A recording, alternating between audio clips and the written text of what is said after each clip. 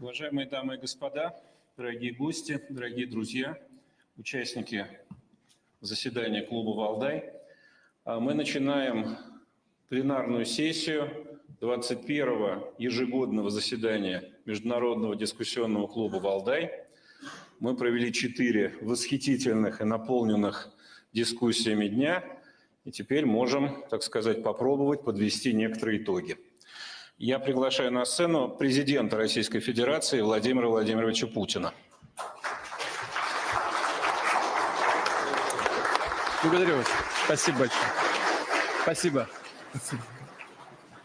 Благодарю вас. Добрый день, уважаемые дамы и господа, дорогие друзья.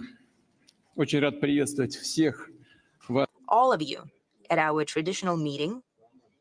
I would like to thank you right away for taking part in the heated and meaningful discussions of the Valdai Club. We're meeting on the 7th of November. This is the date of great significance, both for our country, one can say, for the whole world.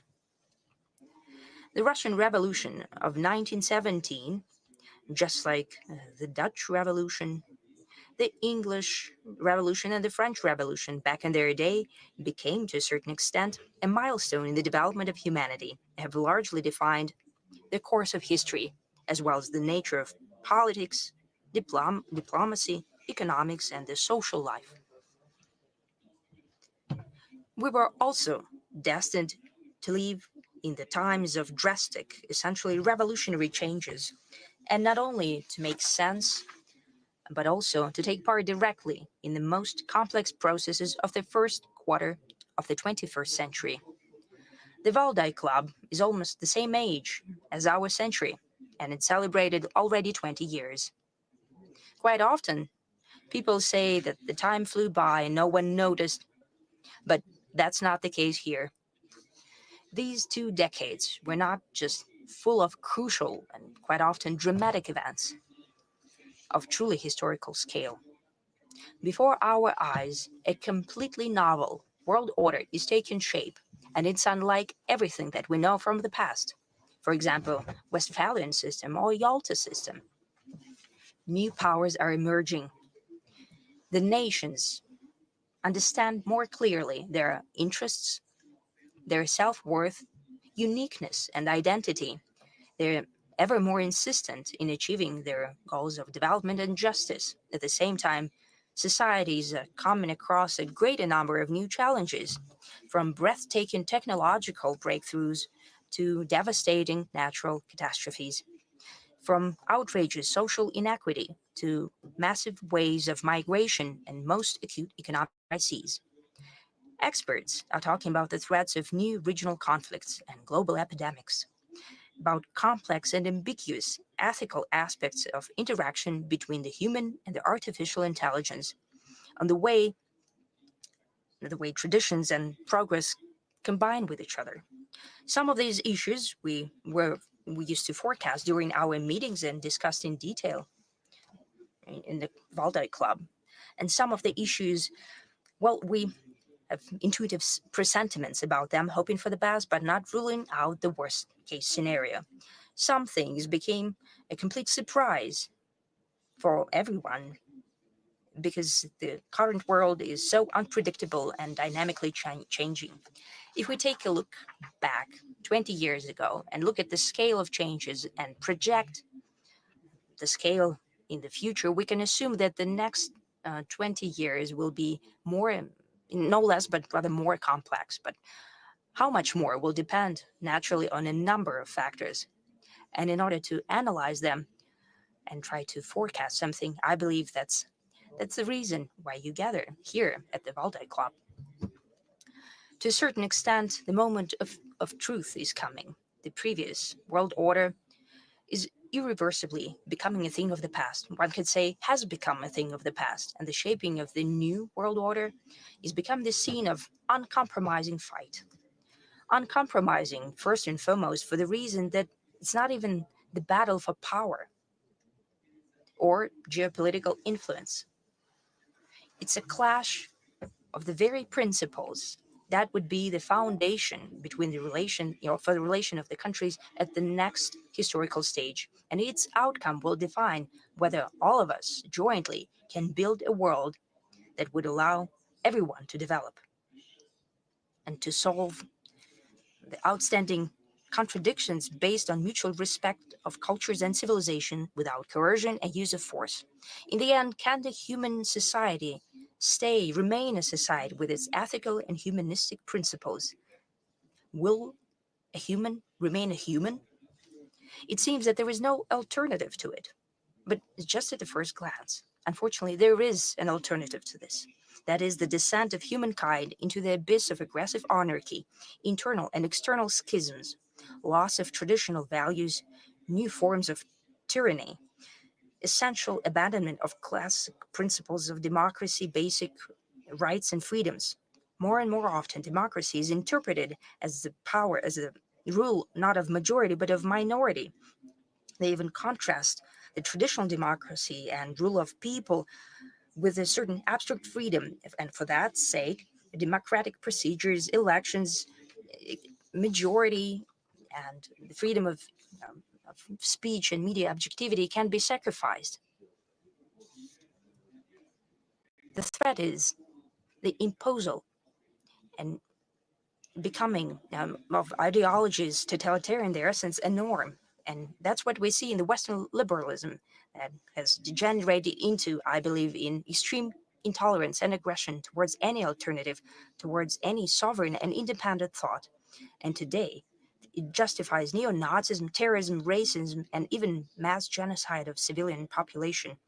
In the end, that's international conflicts and clashes that might bring about mutual destruction because the weapons capable of doing that already exists and it's constantly being improved. It acquires new forms as the technologies develop.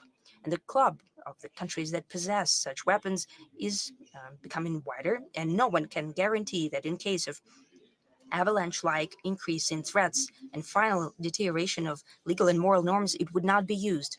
I have already said that we've come to a dangerous line, and calls of the West to deliver strategic defeat to Russia, a country with the largest arsenal of nuclear weapons, shows extreme adventurism of the Western politicians, at least some of them. Such blind faith in their own impunity and exceptionalism might turn to a global tragedy. At the same time, the previous hegemons used to ruling the world back from colonial times, learn and more often to their surprise that no one is listening to them. The attempts to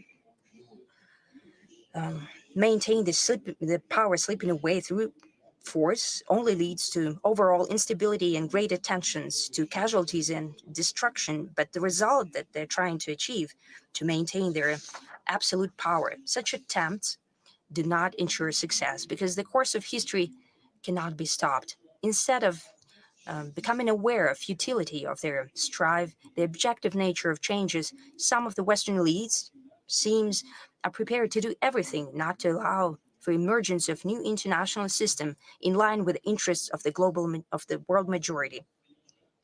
The policy of the US and their allies in the past years is more and more prominent through the principle, if I can't have it, no one will. If you're not with us, you're against us. Well, this formula is very dangerous because here and in many countries of the world, there is such a saying that you reap what you sow. The chaos and systemic crisis is already in full swing in those countries that are trying to conduct such a policy. The claims to being exceptional, to being liberal and globalist messiahs, to ideological and military and political monopoly, are depleting those countries more and more that are trying to conduct this policy and pushing the world towards deterioration. It comes in direct contradiction with the true interests of the nations of the US and European countries. I'm sure that sooner or later the West will understand that, because the foundation of its former great achievements was always the pragmatic and sober approach based on very harsh and at times cynical but rational evaluation of what's happening in their own capacities. And here I'd like to highlight once again, unlike our opponents, Russia does not perceive the Western civilization as an enemy. It does not raise the question, us or them. Who's not with us, he's against us. We never say that. We don't want to pontificate to anyone. We don't want to impose our worldview on anyone. Our position is an open one, and it's the following. The West has accumulated indeed tremendous human, intellectual, cultural, and material resources, thanks to which it can successfully develop, remaining one of the crucial elements of the world system. But it is precisely one of, together with other actively developing countries and states and groups of countries, the notion of hegemony in the new international sphere is off the table. And when Washington and other Western capitals become aware of that and recognize this cold hard fact, then the process of building of the global system in line with the challenges of the future will finally enter the phase of true constructive building. I hope to God that it will happen as soon as possible. It is in common interests, also in the interest and first and foremost in the interest of the West. As of now, everyone who is interested in the creation of a just and viable world have to spend too much effort on overcoming the destructive actions of the West, clinging to their own monopoly. It's apparent that it's happening, and everyone can see that in the West, in the East, in the South, and everywhere. They're trying to keep their power and monopoly. These are apparent things. These efforts could have been directed with much greater use and result to solving common problems that indeed concern everyone: demographic problems, social inequality, climate change, food security, healthcare, new technologies. That's what we could think about it, what we all truly need to work on. Today, I will allow myself several philosophical asides. Since this is a discussion club, then I hope that will follow in the vein of the discussions that were happening here before. I have already said that the world is changing drastically and irreversibly. It is unlike the previous version of world order. Due to the combination of parallel coexistence of two seemingly mutually exclusive phenomena, a fast, rapidly growing conflict potential and fragmentation of political, economic, and legal field on the one hand, and the maintaining close interconnectedness of the whole world space, on the other hand, it can be perceived as counterintuitive because we're used to the fact that such trends usually follow one another and substitute one another. Century after century, the times of conflict and breaking off ties are replaced by more beneficial periods of cooperation. That is the dynamic of development of history. It seems that it doesn't work today. But let's start to maybe have a bit of a discussion about it. Most acute and principled, emotionally charged conflicts naturally significantly complicate the global development but did not put an end to it. Instead of chains of cooperation destroyed by political means and even military means, appear another, more complex, sometimes less linear, but they maintain economic and social ties. We have seen that in the previous years. Quite recently, the so-called collective West made an unprecedented attempt to banish Russia from the global system of economic and political system. The number of sanctions and punitive measures against our country is unprecedented in history.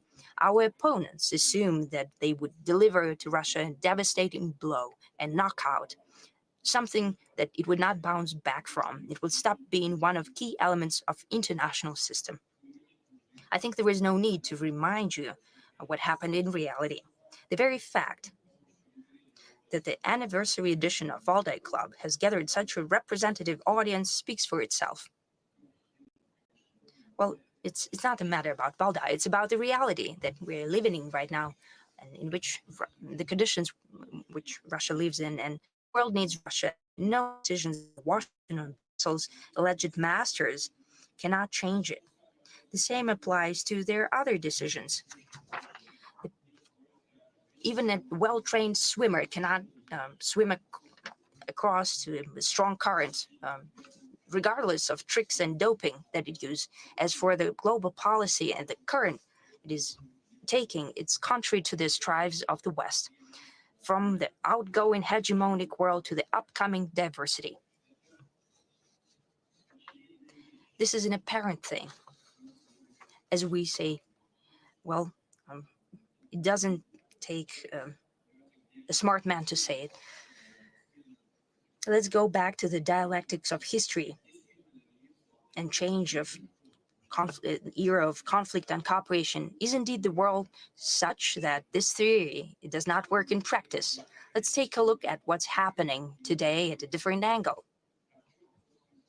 What is the essence of the conflict and who's taking part in it? Since the mid-past century, when through joint effort and a tremendous price, it was possible to overcome Nazism, the most nefarious and aggressive ideology that was the fruit of most acute contradictions of the first half of the 20th century. The humanity was faced with a task to avoid the repetition of such phenomenon and the world wars. Despite all zigzags and local skirmishes, the overall direction was defined back then. That is, the radical rejection of all forms of racism, dismantling of the classical colonial system, and expansion of the number of fully fledged members of international politics. The demand for openness and democratization of the international system, it was apparent. The fast development of different countries and regions, emergence of new technological and socioeconomic approaches aimed at expansion of capacity for development and improved life standards. Naturally, just like any historic process, that led to emergence of a clash of interest, but overall strive towards harmonization of development of all aspects of this phenomena was readily apparent. Our country, back in the day it was the Soviet Union, made a tremendous contribution to the strengthening of this trend. The USSR was helping the states liberated from colonial or neo-colonial dependence, be that Africa, Southeast Asia, Middle East, or Latin America. And I'd like to remind you separately that it was the Soviet Union that in the mid-80s of the past century advocated for the end of ideological confrontation and overcoming the heritage of the Cold War, the end of the Cold War per se, and later overcoming its heritage of those barriers that stood in the way of the unity of the world and its comprehensive development. Yes, we have a complex attitude to that period, considering what it has come to, the policy of the then political leadership of the country. We still have to manage some of the tragic consequences of those times, but the very sentiment, I'd like to highlight the sentiment, though possibly too idealistic, coming from our leadership and our nation, at times naive, as we can see today, without doubt was dictated by the genuine desire for peace and comprehensive benefit. That is historically typical for the nature of our nation and its traditions and systems of spiritual and moral values. Why did such commitments lead to an opposite result? That's the question. Well, we know the answer. I've mentioned it many times before, this way or another, because the other side of ideological standoff perceived what was happening in history not as a chance to rebuild the world with a new, just basis and principles, but as their own triumph, as a surrender of our country to the West. And that means they perceived it as an opportunity to use the right of the victor and to establish their complete domination. I spoke about it at times. I will just give you an aside without giving the names. But at the end of the 90s, one of the political figures of the US said back at the time, now we'll treat Russia not as a defeated opponent, but as a blunt instrument in our hands. That was their idea, their notion. They didn't have the width of vision or overall manners. They didn't understand what was happening. They didn't understand Russia. The way the West falsely and to their own benefit interpreted what it believed to be the outcome of the Cold War, the way it started to retailer the world for itself, its brazen and unchecked geopolitical greed. These are the true reasons for conflicts of our historical era, starting with the tragedy of Yugoslavia, Iraq, Libya, today of Ukraine and the Middle East. The Western some of the Western elites believed that the monopoly that emerged, their monopoly, the moment of unipolarity in ideological, economic, political, and even to a certain extent, military and strategic sense, is the actual point of destination, the end of it. Stop for a moment, and it is beautiful. As they conceitedly said back then, it was the end of history. It is unnecessary to explain in this audience how myopic and false this notion was. The history did not come to an end. On the contrary, it entered a new phase. It's not about the fact that some nefarious enemies, competitors, saboteurs stood in the way of the West in establishing their system of global power. Let's speak frankly, after the USSR disappeared and the model of Soviet socialist alternative disappeared as well, many in the world first believed that the monopoly system is here to stay almost forever. And they just need to adjust to it. But it started to crumble on its own under the weight of ambition and avarice of the Western elites. And when they saw that even within that system that they have tailored to their own needs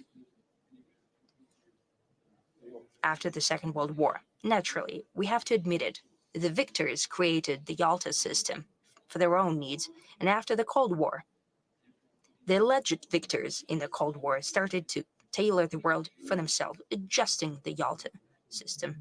That's the issue. The system that they created by their own hand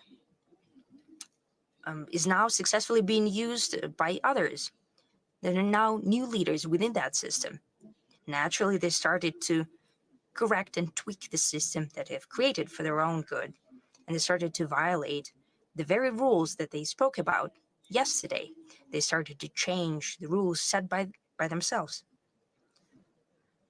So what kind of conflict do we see today? I'm convinced that it's not the conflict of everyone against everyone caused by the violation of certain rules that we have been quite often told about from the West. Not at all. We see the conflict between the overwhelming population of the planet that wants to live and develop in an interconnected world of tremendous number of opportunities, and the global minority concerned by one thing, as I have already said, maintaining their domination. And to that end, it's prepared to destroy the achievements that became the result of long-term development towards a comprehensive global system. But nothing will come of it, as we can see. Nothing doing.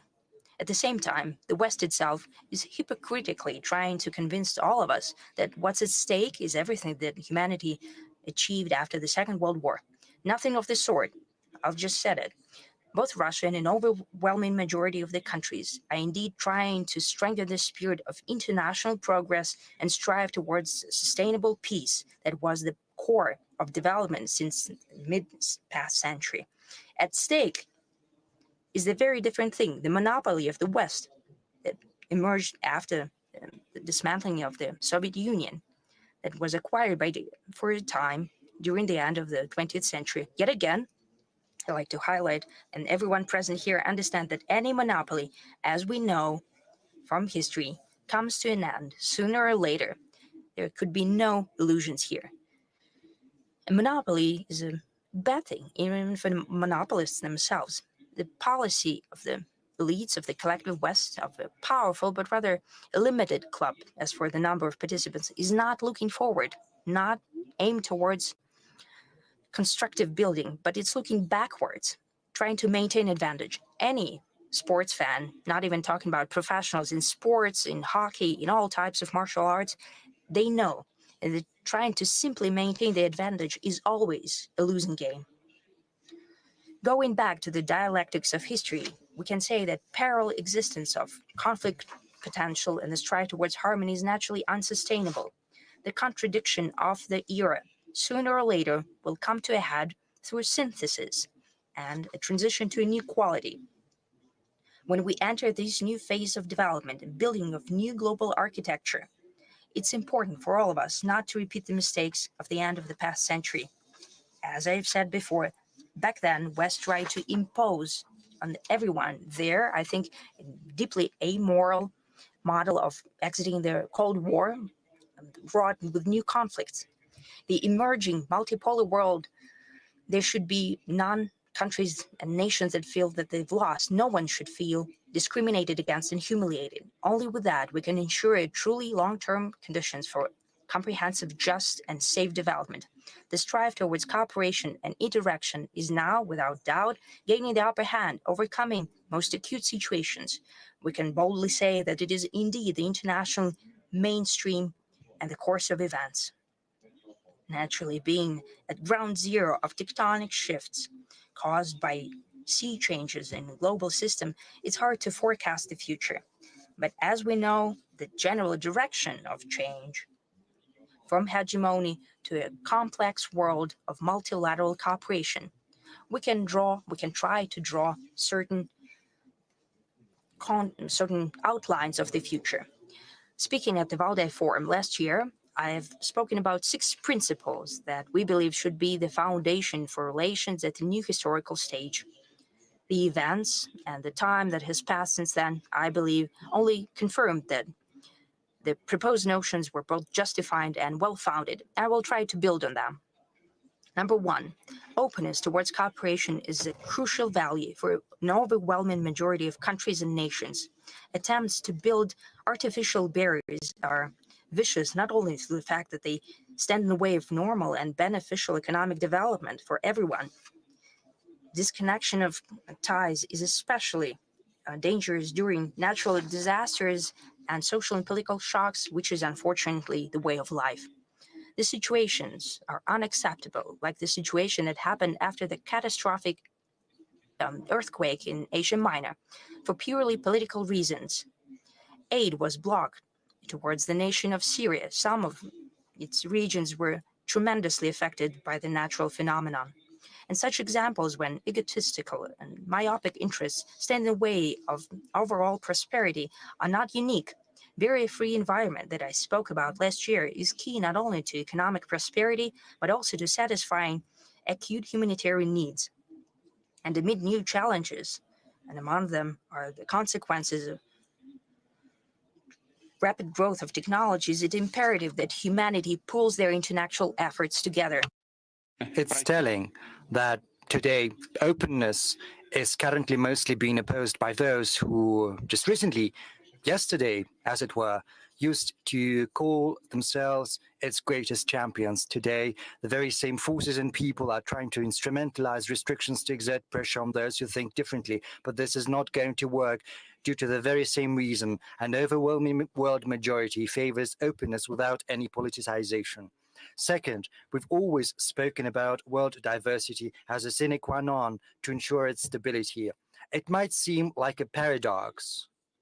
For the more mixed the world is, the more complicated it is to build a single framework. And of course, universal norms should be of help. Could they help that? There's no denying it. It is a difficult task.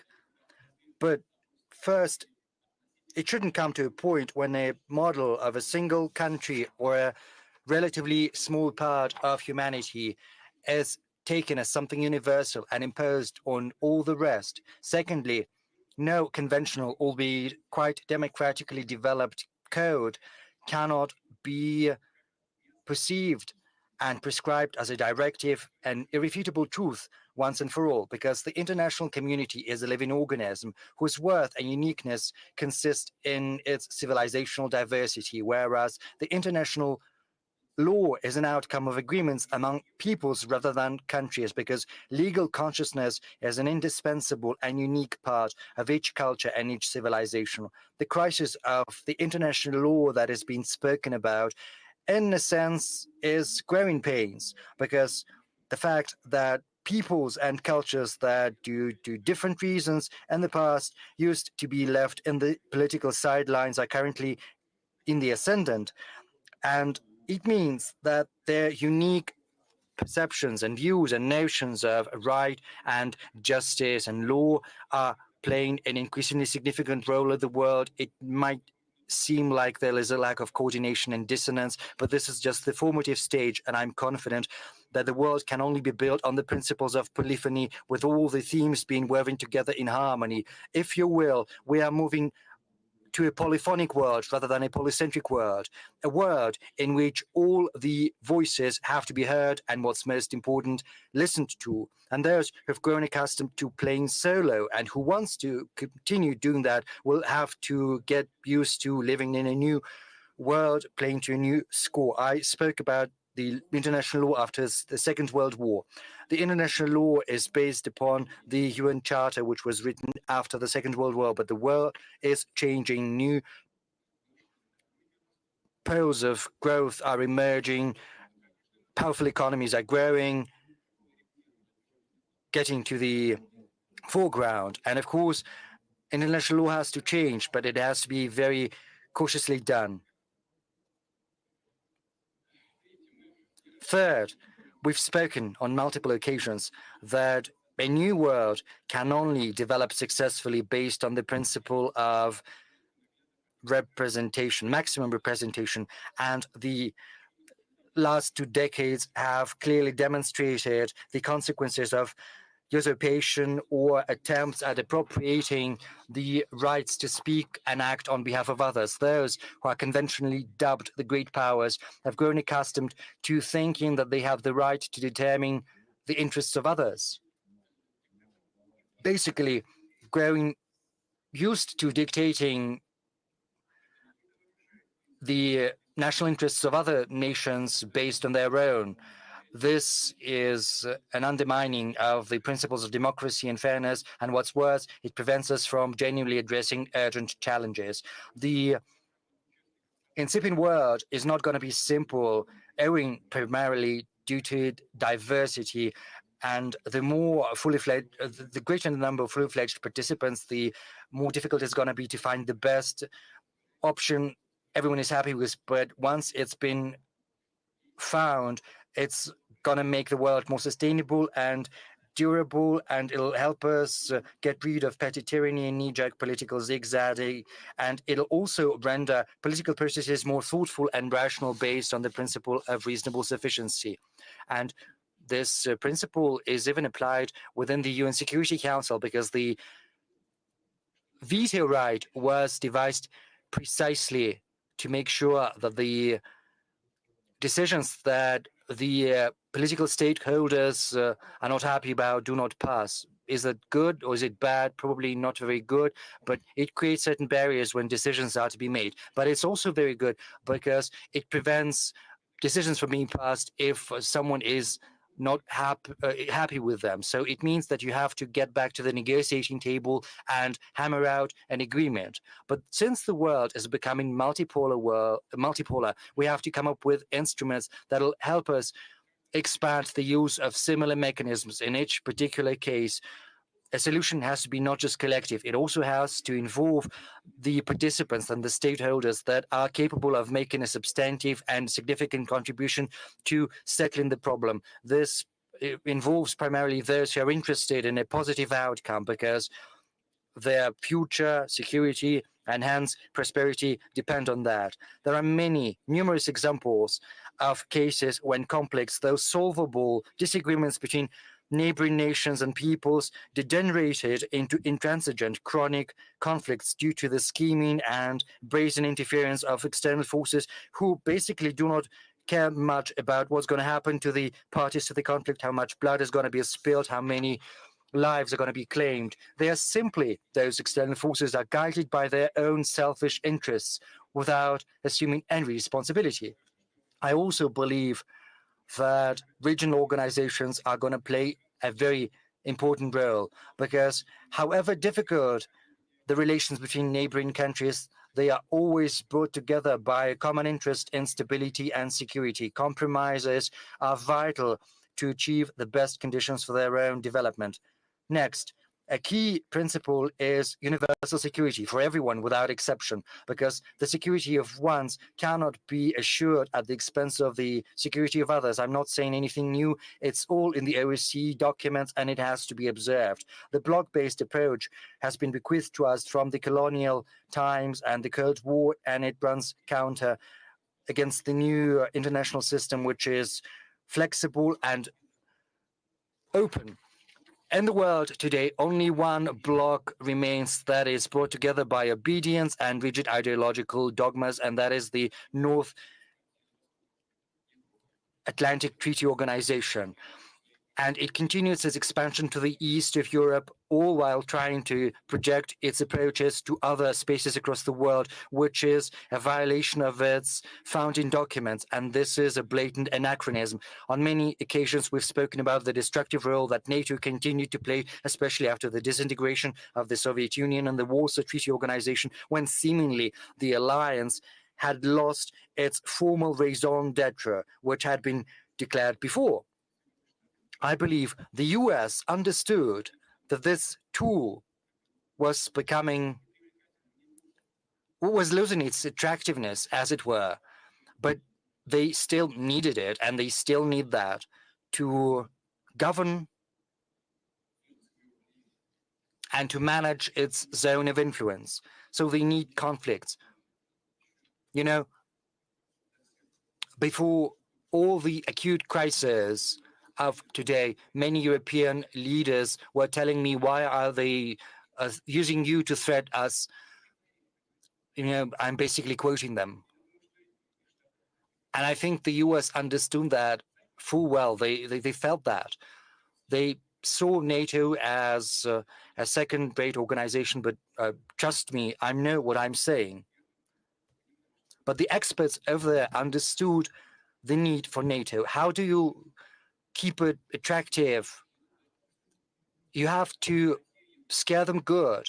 You have to sow discord between Europe and Russia, especially between Russia and Germany and France, and hence the coup d'etat in Ukraine and the hostilities in the east, in Donbass. They basically force us to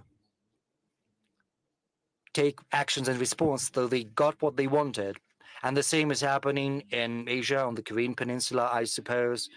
In practice, we see that the world minority is trying to preserve and reinforce its military bloc, thereby trying to preserve its power. But even within this bloc itself, there is a noticeable understanding that the strict diktat of the big brother in no ways does nothing to facilitate addressing the tasks at hand. And it also is in stark contrast to the aspirations of other countries of the world, because cooperating when it's beneficial, building partnership with anyone who is interested, that is the evident priority of most countries on our planet. It's evident that military, political, and ideological blocs are yet another type of hurdles built in the way of the natural development of the nascent international system. I would also like to point out that the very notion of a zero-sum game, when only one party stands to win, whereas everyone else stands to lose, has been born out of the Western political thought. And under the Western dominance, this approach was imposed on everyone under the pretext of its universality. But under no circumstances is that the case. Quite the contrary. The Eastern philosophy, many of you who've gathered here know that, and probably know that firsthand, even better than I do, is based on another approach. And this approach is searching for a harmony of interests when everyone wants to achieve what's most important to them, but not to the detriment of the other party. I win, but you stand to win as well. And Russians, we as well in Russia, all the peoples of Russia, historically, when that was possible, assumed that it's not the most important thing, you know, trying to push through your opinion by any means possible. Rather, they were trying to convince and get them interested in a fair partnership and equal cooperation, whereas our history and the history of our diplomacy have demonstrated on many occasions the worth of honor, nobility, peace building and generosity. Suffice it to remember Russia's role in rearranging the European order after the Napoleonic Wars. In many views, it's seen as trying to keep monarchies in power, but I'm not talking about the specifics. I'm talking about the general trends. And the prototype of a new free, non-bloc, bloc-free type of cooperation between nations and peoples, that is precisely the association built within BRICS. And this is amply demonstrated by the fact that even within NATO, there are those who show interest in working closely with BRICS. And I do not rule out that in the future, other countries will also think about cooperating more closely with BRICS.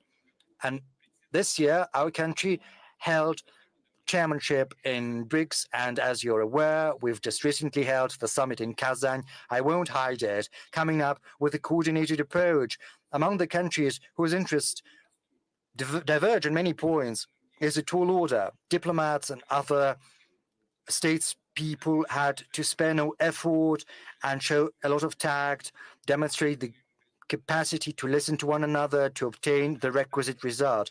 It took a lot, but this is how we forge the unique spirit of cooperation, which is based on mutual understanding rather than coercion.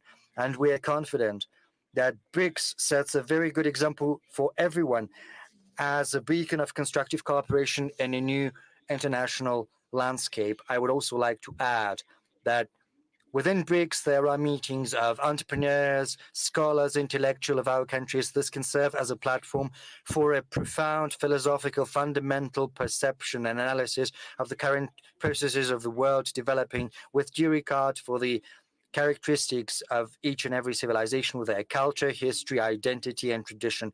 The spirit of respect and due regard for the interests of one another. This is precisely the basis of the future system of Eurasian security, which is beginning to take shape across our vast continent. And this is not just about a multilateral approach. This is also a multifaceted process, because right now security is a comprehensive notion that encompasses not just the military and political aspect. It's impossible to achieve without ensuring social and economic development of any nations, and also stability against any external challenges, both natural and man-made, in the real world and in cyberspace. Fifth, fairness for everyone, because inequality is the true scourge of the modern world. Within nations, inequality breeds social tensions as well as political instability, whereas in the international arena, it is a source of the development gap between the golden billion and the rest of humanity, which is fraught with greater political disagreements and also, most importantly, with worsening migration issues. Almost all developed nations of the planet are facing increasingly less controllable influx of those who want to improve their material circumstances, say, obtain a high social status, gain better prospects, and sometimes simply to survive. And this migration wave sometimes leads to a surge in xenophobia, intolerance to foreigners in richer societies, which sets off the spiral of social and political troubles and increase a greater level of aggression. The fact that some countries are lagging behind in terms of social and economic development is a comprehensive phenomenon, and there is no magic wand to conjure this disease away. We need to work in a systemic fashion and long term. We need to create conditions which will remove artificial, politically motivated barriers in the way of development. We have to remove attempts at instrumentalizing the economy, at weaponizing it, because whoever is the target, everyone gets hit. And the heaviest blow is against the most vulnerable, the people and countries that need support. We are confident that such issues as food security, energy security, access to healthcare and education, and finally, orderly and free movement of people have to be secured against being held hostage to conflicts and controversies, because these are basic human rights. Sixth, we highlight indefatigably that any sustainable international order can only be based upon the principle of sovereign equality. It's true that each nation has different potential. It's evident, and their capacities are vastly different. That often gives rise to the notion that full equality is impossible, it's a utopia, it's illusory, but the characteristic of the modern world, which is so integrated and well connected, is that countries that are not the most powerful or the biggest one sometimes can punch far above their weight, at least due to the fact that they are capable of being more rational and targeted in the use of their human intellectual, natural and environmental potential. They're agile and flexible in addressing complex tasks. They set up the bar high in quality of life, in ethics, governance efficiency, in building the opportunity for self-fulfillment of each and every person, in building a very favorable psychological atmosphere in society, which is favorable to the development of science, entrepreneurship, arts, creativity, tapping the talents of young people. These translates into the factors of global influence. To paraphrase the laws of physics, maybe the force is not that great, but its efficiency is far better. But the most destructive thing today is arrogance and high-handedness, as well as the need to constantly and ceaselessly pontificate. Russia has never been the one to do that, and we see that our approach is productive. Our historic experience shows indisputably that inequality, be that within society, within the state, or in the international arena, will inevitably lead to nefarious consequences. And I would like to add something that I haven't spoken about. Over the many centuries of the Western-centric world, we've seen the emergence of certain cliches and stereotypes, sort of in hierarchy. Allegedly, there is the developed world, progressive humanity, a certain universal civilization that everyone is supposed to aspire to, whereas there are also backward, uncivilized peoples, basically barbarians, and their only mission is to listen unquestioningly to what they're being told and to act at the behest of those who allegedly stand higher than they do on this civilizational ladder. Obviously, this is a cover for a brazen colonial approach aimed at exploiting the world majority. But the thing is, this is a basically racist ideology that has taken root in the consciousness of many people. And this is also a very serious mental hurdle in the way of universal harmonious development. The world today abhors haughtiness, but it doesn't tolerate deafness towards the uniqueness of others. In order to build normal relations, you've got to listen to your interlocutor. You have to understand their logic and cultural background rather than trying to project on them what you think about them, your own notions. Otherwise, your communication is going to be a dialogue of the deaf, labeling and also exchange of stereotypes.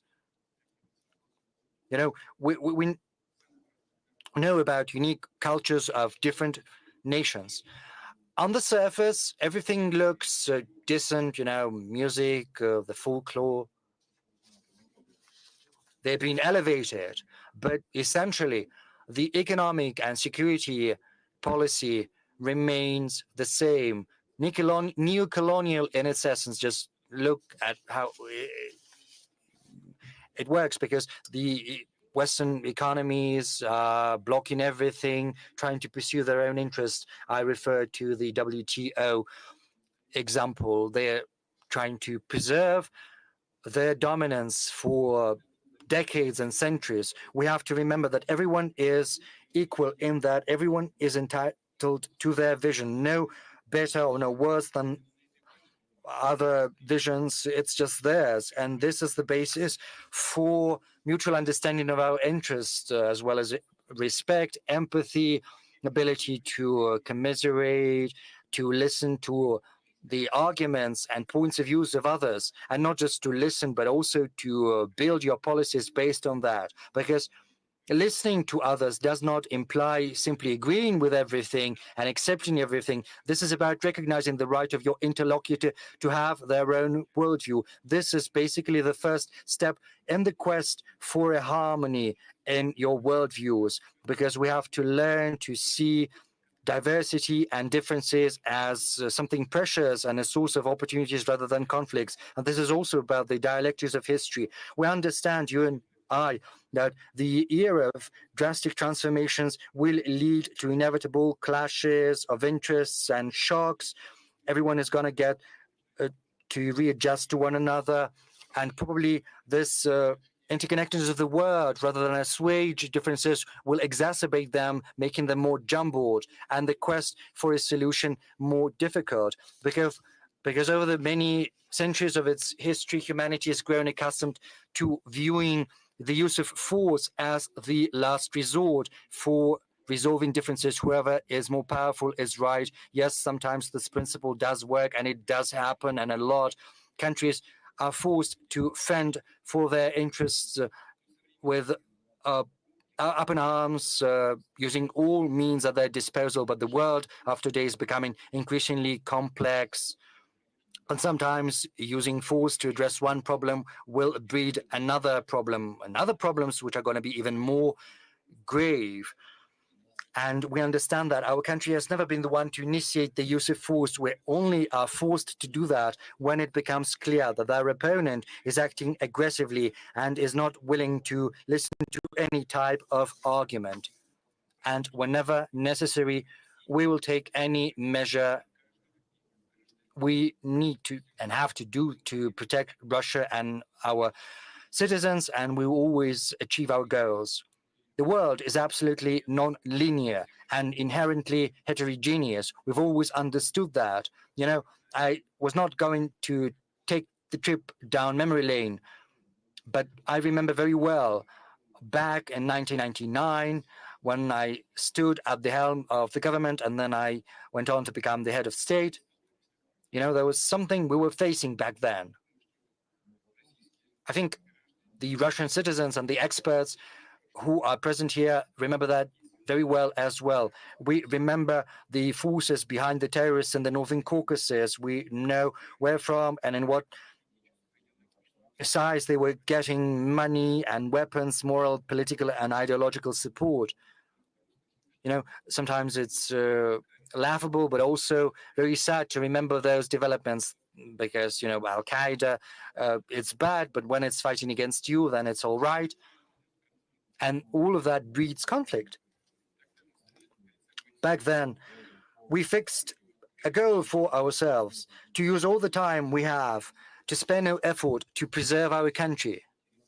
And it served the interests of all the peoples of Russia, despite the dire economic straits after the 1998 crisis and the armed forces falling into disrepair. We've managed to rise together and repel the attack of the terrorists and went on to rout them. Why did I choose to remind you of that? Because right now there are those who once again come up with the notion that the world without Russia is going to be better off, and they wanted to destroy what was left after the disintegration of the Soviet Union. And right now there are those who think that the world is going to be more obedient, is going to be easier to control without Russia. But on multiple occasions, Russia stopped those who sought world domination, whoever that was. And we're going to do that. And the world is not going to be better. And those who do not understand that, they have to realize that it's only be more difficult. And our opponents are still coming up with new instruments to get rid of us. Right now, they're trying to instrumentalize Ukraine and Ukrainians as such a tool. They are cynically training Ukrainians against Russians, basically turning Ukrainians into cannon fodder. And all of that is accompanied by conversations about a European choice. What kind of choice is that? We don't need that, for sure. We will protect ourselves and our citizens. Let no one labor under any illusion to that end. But of course, this is not the end of Russia's world role, dramatic as it may sound, but Russia's very existence is the guarantee that the world is going to preserve its diverse colors, stability, and complexity. This is also a safeguard of successful development. And this is not me who is saying that, because our friends from across the world are telling me that. I'm simply repeating them. I would like to reiterate that we're not trying to impose anything on anyone. We're not going to do that We don't need that. We are guided by our values, interests, and notions of what is right that have deep roots in our identity, history, and culture. And we're certainly always open to a constructive dialogue with everyone, because whoever has respect for their own culture and tradition will certainly have the same type of respect for other cultures and traditions. Whereas those who are trying to make others behave in an improper manner will inevitably trample their own roots, their civilization and culture. And to a certain extent, this is what we're witnessing today. Today, Russia is fighting for its freedom, for its sovereignty and rights. Without exaggeration, I'm saying that because during the previous decades, on the surface, everything looked so decent because, G7 was turned into G8. Thank you. We were invited. But what was truly happening?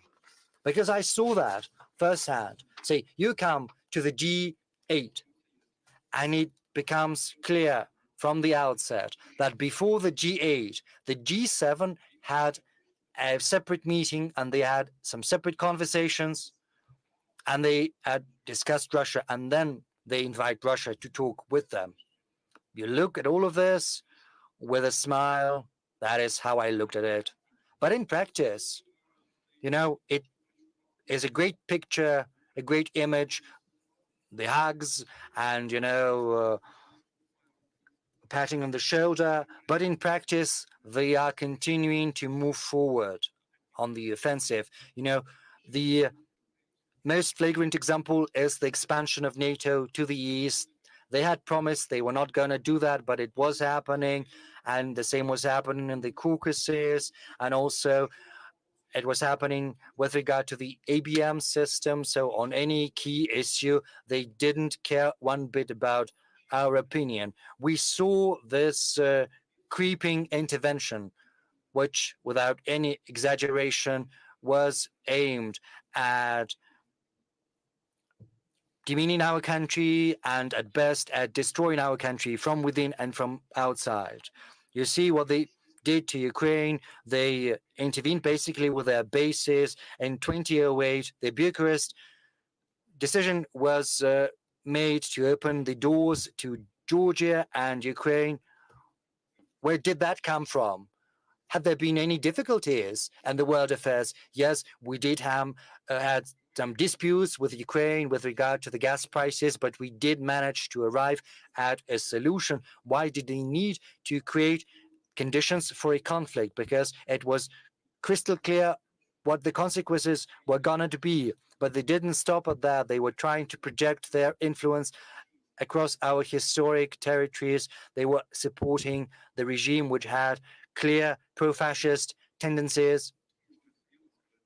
So it wouldn't be an exaggeration to say that and to repeat that. We are not simply fighting for our own freedom and our sovereignty and our rights. We are also fighting for universal rights and freedoms.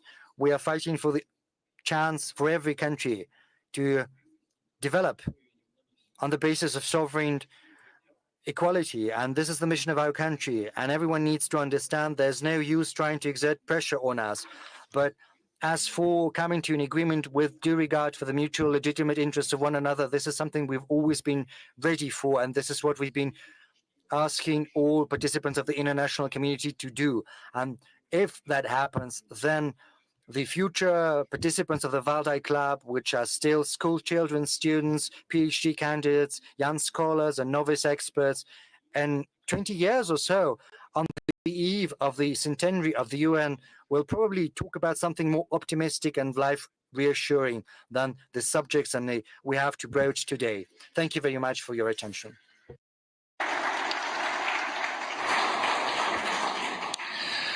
Thank you very much, Mr. President, for such an extensive and voluminous depiction of the world and of Russian views on it. Naturally, we are very happy to say that last time you presented your main principles here as well, and today you've built on them. I think it's becoming some kind of a doctrine Valdai does not lay claim to being called in the name of the doctrine, but we're happy that it's been born here. Mr. President, many topics that you've touched upon were discussed here at the 21st session. I wanted to share with you, all of us would like to share with you some of conclusions that were reached, not at all of the sessions because there were many of them, but some of them that we believe most crucial. These are topics that you've mentioned as well. I would like to give the floor first to our longtime participant, colleague, and a person well known to you, Ruslan Yunusov, who took part in the session about the artificial intelligence, forgive me, the most fashionable thing. Good evening, Mr. President. Indeed, we have discussed what you've touched upon in your today's speech, the topic of artificial intelligence. We had a separate session. It was called Artificial Intelligence, a revolution or a fad. But before I will highlight our conclusions, I'd like to say that 2 Nobel Prizes were given for the developments in the artificial intelligence sphere, physics and chemistry, simultaneously. It was unprecedented. Does it highlight that there is a revolution going on in artificial intelligence?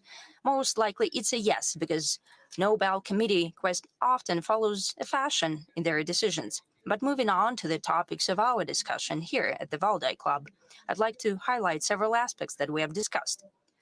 We've kicked it off with an issue that troubles many. Will the artificial intelligence substitute a human or not, especially in the spheres where one needs creativity, for example, science and art? What do we see in science today? Is indeed the artificial intelligence part of the process? Yes, many achievements have been reached due to artificial intelligence. Still, we see that there is no substitution of human in the scientific process. More likely, the progress is speeding up, but the well-qualified young people are much more needed than before, so we don't see a risk there. We have also discussed economics through the prism of artificial intelligence. During the COVID times in 2020, we believe that the exit out of the global recessions will be done mainly through such drivers, artificial intelligence. Did the forecast come to life? Yes, indeed, AI is being introduced in many sectors of economy. But if we take a look at the figures, we will see that those very optimistic expectations did not come true. It was more of a more conservative scenario. Moreover, the expectations continue today, and we see there are certain investment bubbles, and that might portend future negative trends. Though the technology of artificial intelligence itself seems that will develop further and will become a basis for economy. We've also discussed security. Today, we have to say that terrorist organizations are using the AI during recruitment of new members or in wider propaganda sense. Fake news videos are today a standard tool for such groups. On the other hand, AI is used as well as to counter extremism and terrorism. The AI might find such extremist elements in society. And those who have doubts, for example, may be also convinced by AI, so they don't radicalize themselves. When we were looking to balance, are there more pluses than minuses? It seems that there are more positive things in terms of security and AI, and we hope that this balance will be leaning towards the positive. Naturally, here at the Valdai, we cannot help but discuss the political aspects of AI. And we saw some research where the researchers used the main generative models of AI, and they used it for testing for political views. And it seems that AI is not neutral politically. It's not politically neutral. It has tremendous bias towards left liberalism. It has largely to do with the views of their creators. And in the past few years, we see that the learning of AI is being done through synthetic data rather than real life data. And that also makes the views of such models more radical. In the coming next years will receive the first university alumni that have used AI during their studies. Before, we're looking at different theses,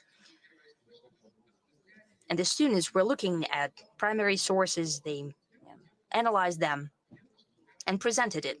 Now you can use the AI for it. It is clear that the quality of learning is decreasing, but much more nefarious is this an indirect impact of AI, which shapes their worldview and incepts them with ideology, which is not being shaped in Russia from over the ocean and abroad.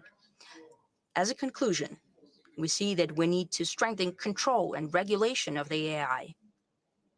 At the same time, if we follow the prohibitive measures, I don't think that will give the necessary result. We'd rather need to support the domestic technologies of AI. Good thing that we have tremendous achievements in there, and we need to motivate this progress further. I think that will be the basis for technological sovereignty in this sphere. We'd like to highlight that Russia is one of 3 countries in the world which have the full stack of IT technologies. Indeed, that is the basis for sovereignty. And as a wrap-up for my presentation, I can say that our foreign guests noted that some countries already have limitations in place or even full bans on the use of AI. For us, for Russia, it's more of an opportunity. We can prove ourselves as a technological leader and export such technologies of the artificial intelligence to our partner countries. Thank you so much. Ну, если позволите, я 2 слова Would тоже you скажу. allow, I'll give my 2 cents in return. First and foremost, indeed, the AI is one of the crucial tools for development. One of our priorities, first and foremost in economy, but in other spheres as well, in the use of big data. That is the development of the artificial intelligence.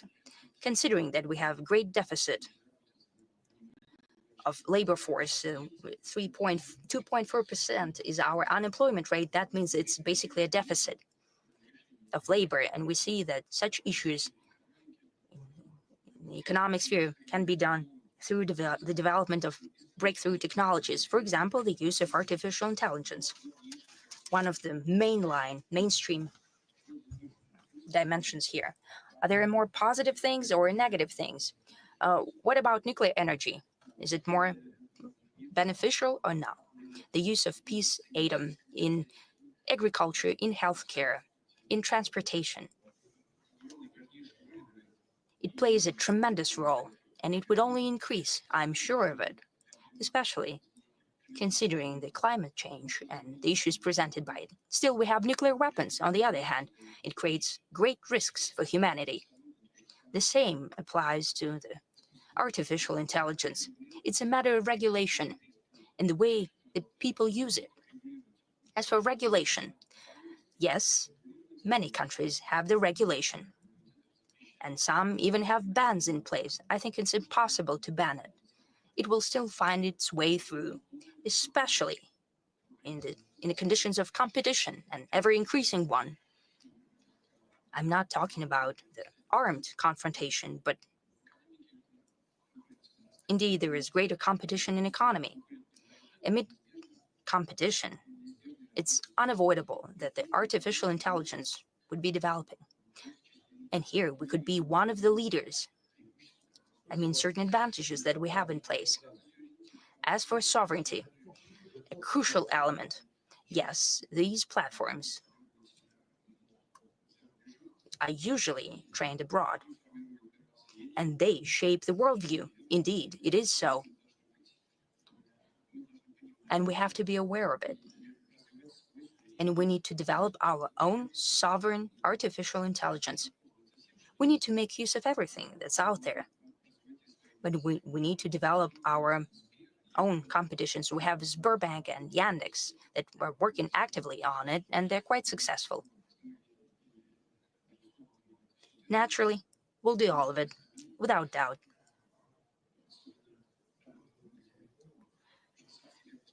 Especially when the AI reproduces itself. It's very interesting.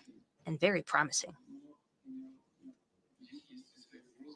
There are certain threats as well. We need to see them, to be fully aware of them, and to build our work accordingly. But as I have said, this is one of the most crucial directions of our joint work. When I say our work, I mean both the specialists in this sphere and the state and the whole society. Because there are a lot of moral questions here. We need to pay attention to it. You've also mentioned radical views that are being shaped by the AI. Yes, we need to counter that timely with our own view and point of view to all processes that are taking place in our society and the world. That's what we'll do together. Thank you so much for pointing out. Thank you so much. We'll continue to analyze what's happening. Yes, you must. Indeed, the AI in Russia should be taught by Russian data to reflect our culture. Absolutely so. And we have such an opportunity. Absolutely, it's apparent. I'm sure that we will succeed and it will bear fruit for us. It will be great support in our development. And it will be a great advantage. Thank you. Mr. President, what about sovereign artificial intelligence? When we have it, will be able to present us with a Russian idea for the 21st century? It can only help us solve the issues that we're faced with. It's very important the way we formulate them. Since it operates with big data, well, we have every opportunity, both intellectual and technological. We have a great number of free energy. There is a lot of space for us to work here, and I think that such matters, as you have just raised, philosophical matters, fundamental matters, we need to engage all tools, and it's up to us whether to believe it or not when we receive the result of the quest that we have received with the use of artificial intelligence as well. Thank you. An adjacent topic that we've discussed, where artificial intelligence comes together with information, then there's a lot of happening there, both advantages and disadvantages everywhere. Our Indian colleague, Arvind Gupta, took part in that session. Thank you. Thank you. My name is Arvind Gupta, Mr. President, and I come from India. I work on the intersection of technology and society and building a digital public infrastructure for population scale problems. Thank you, Mr. President. You have already addressed some of the issues that my colleague Ruslan here talked about on AI, but I thank you for listening to our summary, and our expert panels discussed the issue of something which is adjacent to AI, and I will in the end mention that, of information manipulation, surveillance using technology and data, and the lack of transparency in all technology systems today. Mr. President, the group discussed that the internet was designed about 45 years ago to be a global public good. Unfortunately now, like many other things, it's become very unipolar. It's controlled by a few big tech firms with their own ideological leanings. And some of these platforms or big tech firms are not allowed to operate in countries like India, Russia, Indonesia, and many others for their roles in manipulation and surveillance. The second issue we discussed, Mr. President, was the algorithms that, again, that we discussed previously in the AI session also, really define how we think. The AI is actually becoming a new buzzword today, but the algorithms have been around for a long time, and they really define how we think, how we consume, how we elect our governments. And as all of us have agreed, they have a leaning towards an ideology and definitely are not neutral. So the algorithms themselves are biased. The other thing the group discussed was the whole weaponization of information and data. And that, coupled with the biased technology platforms, are giving certain nation states massive power. And it's influencing national security, democracy, and the public order in general. So, Mr. President, you are aware that this has been the form of Western technology platforms. But India presented an alternate model during its G20 presidency to this Western technology platforms. It's a platform which takes society into account. It's a bottom-up platform built around identity, a universal identity system, a universal payment system. It's actually used by more than 1 billion people and in India, and more than 20 other countries use it. This is to present that how India has created a different vision for technology from the Western vision that exists today. Mr. President, I must commend Russia for succeeding making the Mir platform very successful in Russia in a very, very strong time. And that also shows the power of technological sovereignty that was just mentioned, that it can be done if the desire is there. Mr. President, the issue that you just discussed, I progress with this biasness of technology and technology platforms and the non-neutral nature with what is coming head-on to us, the artificial intelligence era. Given that we let a few big companies control the internet, how do we ensure that that our culture, our society, our national interests are going to be protected in this whole era of artificial intelligence? What kind of guardrails do we need to build from the start to have fair and responsible AI? How do we ensure that that like-minded states work together for non-weaponization of AI, for non-weaponization of artificial intelligence? And lastly, Mr. President, we would like to hear from you. How do we build trust in the information that we see in news and technology at large? And that was one of the most defining things that the group debated, and look forward to hearing from you. Thank you very much.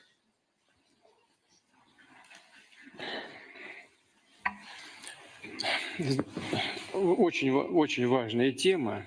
This is a very important subject, and it's related to the previous issue, AI, its development and use, and there are several aspects to this matter.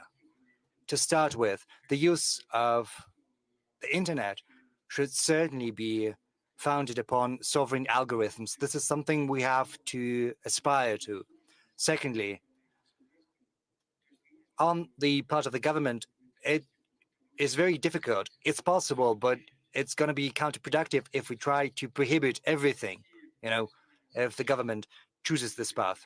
In Russia, the professional community has arrived at an understanding on the rules for doing the business in the internet.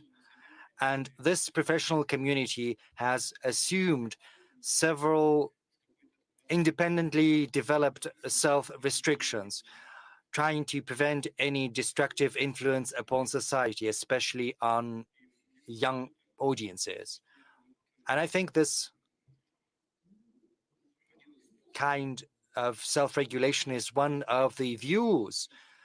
It's one of the ways to ensure the interests of the majority. But of course, the internet has to comply with domestic legislation of the country it's been operated in.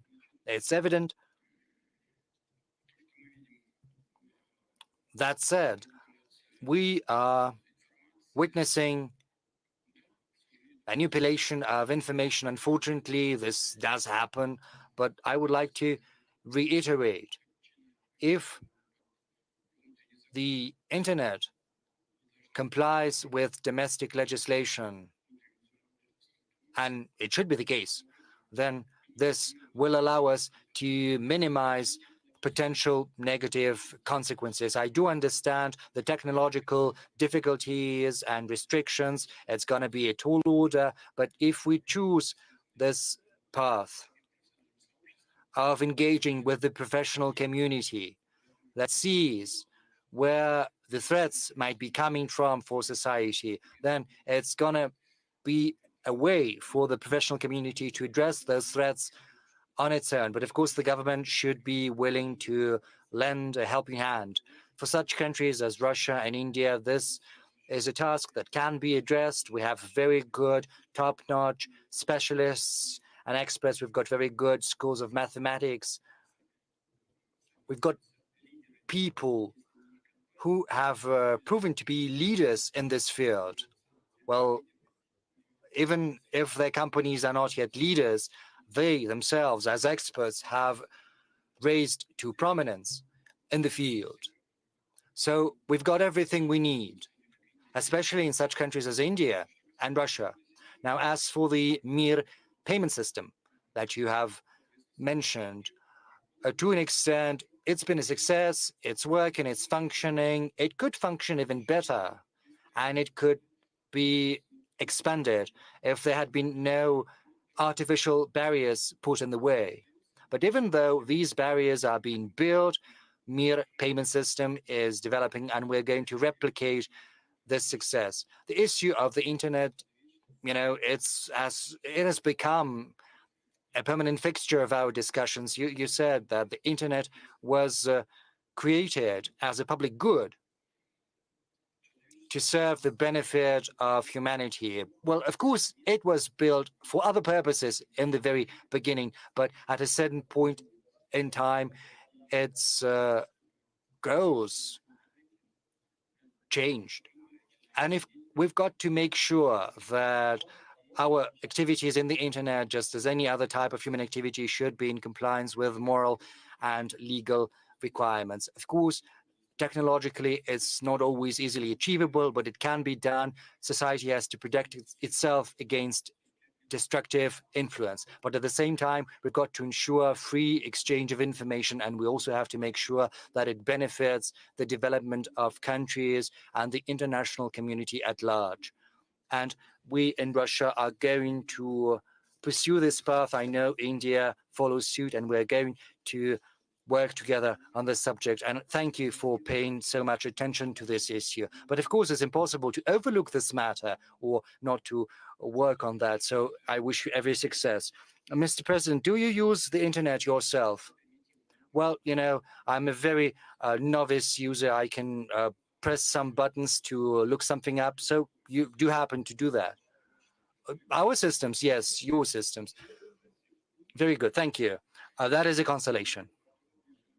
We have spoken in detail about the environment, the state of world affairs in terms of climate, and this so on and so forth. I would like to give the floor to a good friend of ours, Mr. Rasidan Makaraj from South Africa. He's going to speak on the subject. Mr. President, also for updating us that the dialectic of history continues itself. Environmental problems, as you mentioned as well, cannot be solved separately from redressing global inequality problems. The World Meteorological Organization, the international weather body, recently noted that human-caused climate change has resulted in widespread and rapid changes in the atmosphere, ocean, cryosphere, and biosphere. The year 2023 was the warmest on record by a large margin, with widespread extreme weather. This trend continued into the first half of 24 and continues. According to the WMO, the science is clear.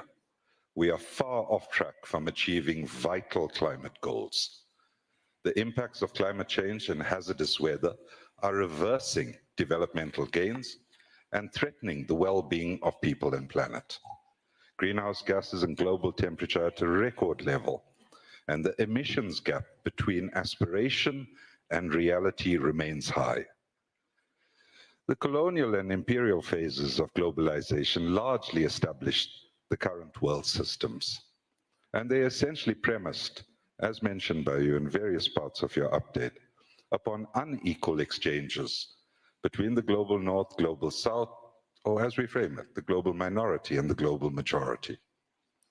Some colleagues, Hickel and Associates working at London School, calculated that the global north extracts raw materials, land, energy, and labor worth approximately 10.8 trillion US dollars in 2015. Just that number could have ended extreme poverty 70 times over. Between 1990 until 2015, that 25-year period, the cumulative drain from the global south was approximately 242 trillion US dollars. It's abundantly clear. Unequal exchange is a significant driver of global inequality, uneven development, and ecological breakdown. Whilst his heroic struggles for national liberation challenged aspects of colonial and imperial subjugation, the institutional apparatus established after the Second World War, or the Great Patriotic War, have served to maintain the hegemony of the global north and specifically the advantages of the G7. The global COVID-19 pandemic exposed the structural flaws in our international system, while reminding us, as you've mentioned as well, that no one is safe unless we are all safe. Our collective scientific and technological competences, however, generated rapid solutions that helped us save lives.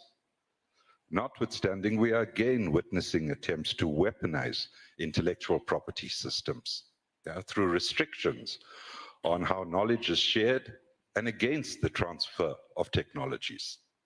These must be collectively resisted and condemned. All countries should seek wider and deeper cooperation and collaboration to accelerate the co-construction of knowledge, to enable just transitions from the unsustainability of the extractive exploitation without receiving the benefits of this value addition.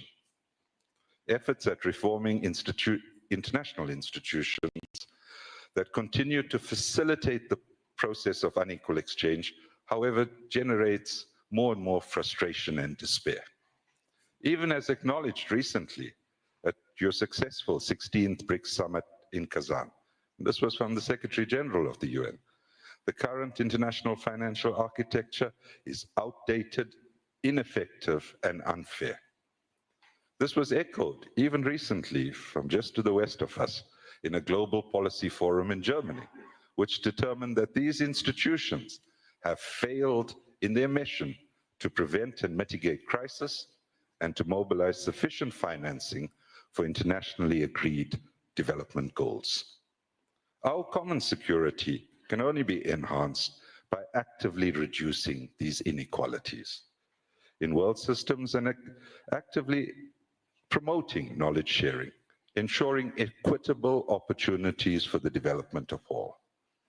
Now, I want to round this by saying our very survival is at risk should we fail to match our rhetoric with our actual practices and the resources to support all countries facing increased environmental degradation, climate change, and ecological precarity.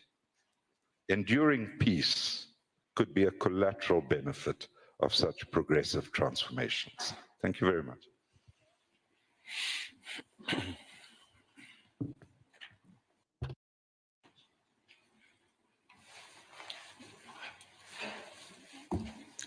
Конечно, то, чем вы занимались, Certainly, the subjects that you have broached in the course of your discussions with your colleagues here at the Valdai Club are one of the main avenues for research for the whole humanity. I'm not going into detail right now, nor am I going to discuss what is happening and the reasons for that. Well, yes, we understand that there is a global warming. We're not going to discuss whether that is happening due to anthropogenic activities, or maybe there are other influences coming from space, maybe there are some cycles in the history of Earth. But the evidence for climate change is there. Climate change is happening, and it would be wrong not to do anything. We in Russia know full well that this is happening because in Russia, the warming is happening at a faster pace than anywhere across the world. Over the last 15 years, we have registered a 0.5 degree increase across Russia, and in the Arctic, it's been 0.7 degrees. And, 60% of our territory has permafrost. So it has practical implications for us because we have cities and towns and settlements and the permafrost, and there are productive capacities deployed over there. So this warming is going to have serious implications for us. So we're well aware of what is happening. Incidentally, we've got one of the greenest energy mixes across the world. 40% of our energy comes from natural gas.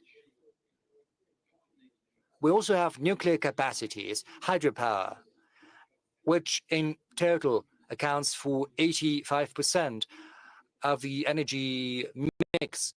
And these are low emissions sources of energy. This is one of the greenest energy mixes across the world. Another 20% of all the forests are in Russia. So we have a very big absorbing capacity as well. And we are keeping that in mind. We have plans to that end. We've publicly announced these plans. We have said what our targets are in terms of emissions reductions. And those who are most vociferous in that field, regrettably, are doing quite the obverse. To cite an example, the coal-based generation in Europe has grown. Just recently, everyone in Europe was saying that coal should be phased out, but quite the contrary. Rather than shutting that down, they have got back to coal generation. Paradoxical as it may seem, it's a fact. Maybe it's been done under some made-up political notions, but that happened. Now, you have spoken about artificial barriers in the way of development, because the development of developing nations is tied to the environmental agenda. It's true that there are these green barriers that several countries are building. I mean, developed countries are building these green barriers for the developing markets. This is yet another tool they have come up with to constrain the development of new countries. Very well. If you are so concerned about climate change and you are sincere in that concern, then you have to provide those countries who are willing to embark on the same path with sources of funding, provide them with the technology they require to transition quite profitably to these technologies without suffering losses. Otherwise, they would be lagging behind the progress bandwagon. Otherwise, they are absolutely apt in saying that if you demand that we should transition to clean technologies right now, well, you are the ones who have polluted the atmosphere, and right now you demand that we should make a leap straight towards clean generation. But how are we supposed to do that? Or should we last our last dime to spend on technology we are supposed to buy from you and we have to pay you for? This is yet another instrument of neocolonialism. Give people a chance to live and develop. If you are sincere, and if you think that everyone has to think about climate change, then you have to provide the countries that need that with sources of funding and technology, rather than trying to prevent this transfer of technologies. I think this is what you were alluding in when you spoke. And I agree with you. I concur with you fully. And the same goes for the financial system. I've spoken about that according to our experts, whom I trust implicitly. Even though the dollar is a world currency over the last decade, the US has basically made out of thin air 12 trillion US dollars. Simply by issuing currency, distributing that currency, which later ends up in the American banks, and then they have coupon profits on that. So this is just money that has come out of thin air. And everyone has to remember that. And if you can print money and get revenue, extra revenue, well, this can be used as a source of funding for environmental agenda. Just share some of that money that has come out from nowhere to others. If you spoke about that or you meant that, then this is also something I can agree with completely. This is what we should be doing. This is the comment I wanted to make. There's a lot I could add, but this is the crux of the matter, as it were. Thank you. Mr. President, what about President Aliyev? Has he invited you to the climate conference next week? Yes, he has invited me. It's COP in Baku.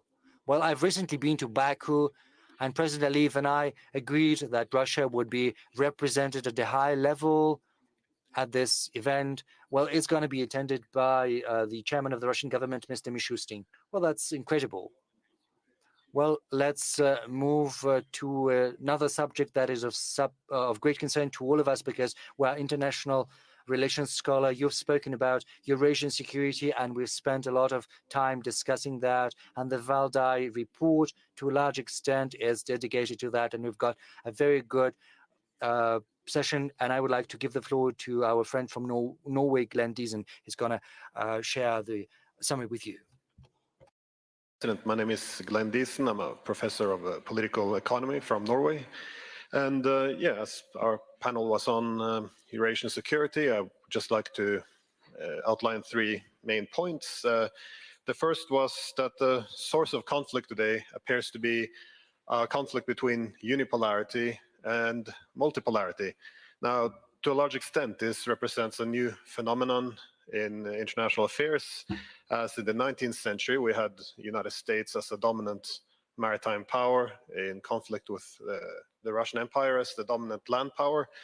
In the 20th century, we had the United States as the dominant maritime power against the Soviet Union. And in the present time, it's somewhat different, as we have United States, again, as the dominant maritime power. But on the Eurasian continent, we're now seeing the emergence of multipolarity.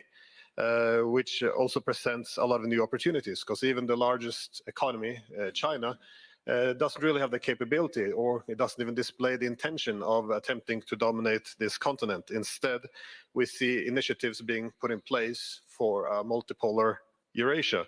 So this puts us, therefore, in a conflict between a unipolar system attempted to be restored by the United States versus a multipolar system. And the global majority seems to obviously prefer the multipolarity, which is why I think BRICS has been such a great attraction to many countries. However, in our discussions, we also discovered a consensus that there was some concerns, or at least a desire for Eurasia to be an anti-hegemonic movement as opposed to being anti-Western. As the objective should be to harmonize interest and end this era of bloc politics, as opposed to Eurasia merely becoming a bloc. And again, the attraction of BRICS countries towards these Eurasian formats largely rested on this idea that we could overcome the bloc politics rather than succumbing to it. The second point we had was that the appeal of Eurasia is also, to a large extent, the multi-vector foreign policy. This is the ability to diversify economic connectivity with all the major poles of power. And this is seen as a necessity to, well, a requirement to have more political independence, to have more autonomy in foreign policy, and not merely be a spectator in international affairs. And yet again, this is why most countries do not want to choose between competing blocs, but instead find a way of harmonizing. And again, the global majority wants Eurasian multipolarity, as this is a requirement for genuine multilateralism and not the false one, which has often been promoted under Washington. The third and final point was that the multipolar Eurasia has certain systemic incentives for harmonizing interests, because the great powers in Eurasia, they have somewhat different formats for Eurasian integration. They have different interests. We can see this also with Russia and China, but we also see that none can really pursue their objectives or formats for integration without cooperation with these other centers of power. So this creates incentives to harmonize interests, and it seems that this is also what has made BRICS successful. As I remember a decade ago, many people expected Central Asia to be a clash point between China and Russia. Instead, we see it becoming an area of cooperation instead. So this gives optimism to other parts of Eurasia as well. And this is drastically different from the alliance system, which is usually used to advance unipolarity. In your own speech, you refer to the I guess, imperial impulse of dividing countries. So under the alliance system, there's always an interest in having division between China and India, between the Arabs and the Iranians, between Europe and Russia, simply because this helps to divide the region into dependent allies and weakened adversaries. So, yes, so in the spirit of harmonizing interest, I also had a question premised on the inability we've had in Europe to establish a mutually acceptable post-Cold War settlement after the Cold War. And I think this has been a source of many of our tensions. We never established a system based on indivisible security. Instead, we returned to bloc politics and abandoned some of the hopes we initially had in the early 90s by instead going with NATO expansion. So my question was if Eurasian multipolarity can offer a different format for cooperation between Russia and Europe as well.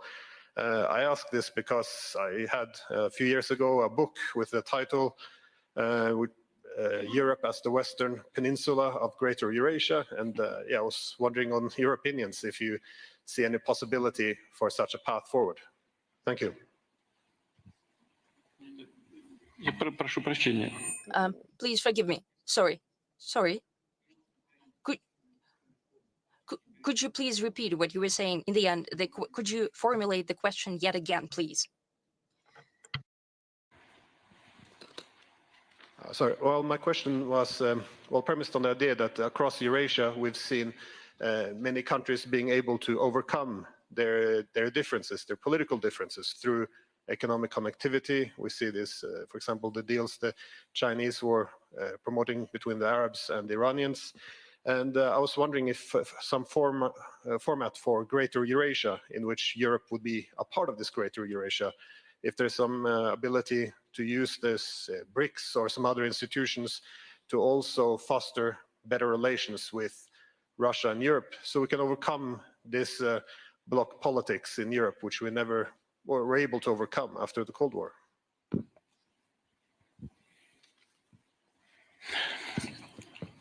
Вы знаете, после того, как холодная война закончилась, after the Cold War ended, there was a chance to overcome this bloc thinking and the bloc politics.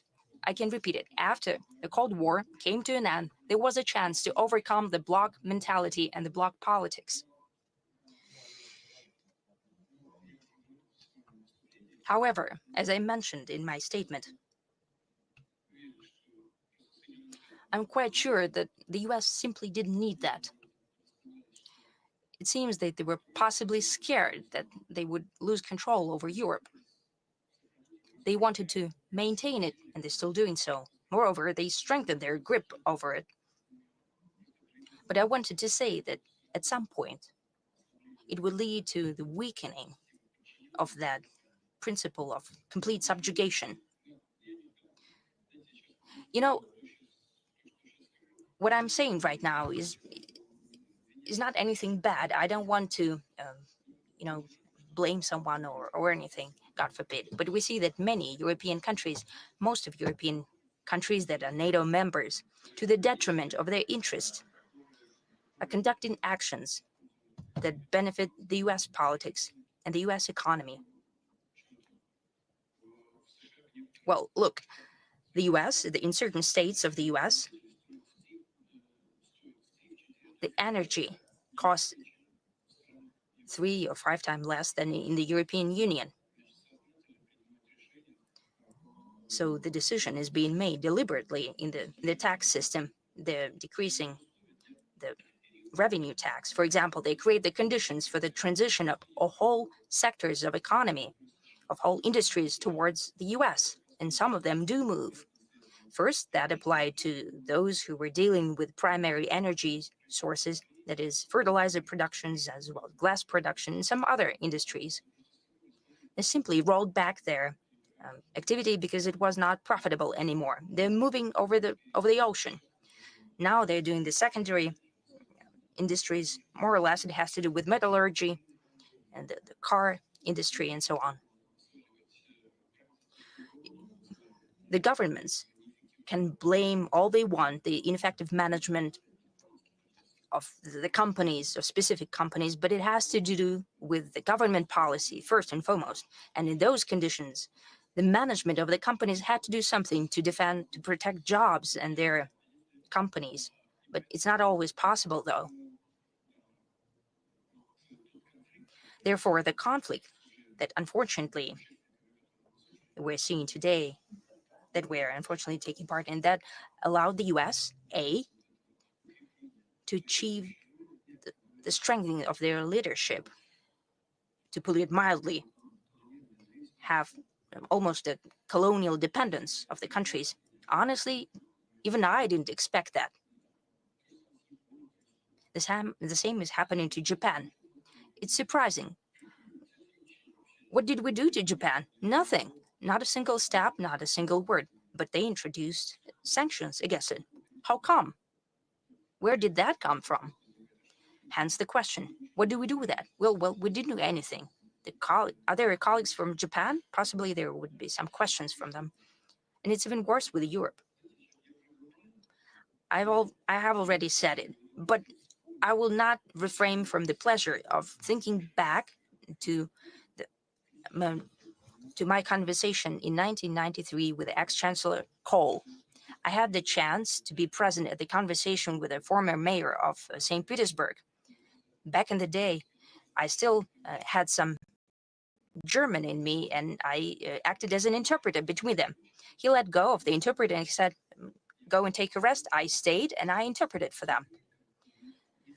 For me, as who was a former member of external intelligence of the Soviet Union, it was so surprising to hear what he was saying. To be honest, I was listening to them, I was interpreting.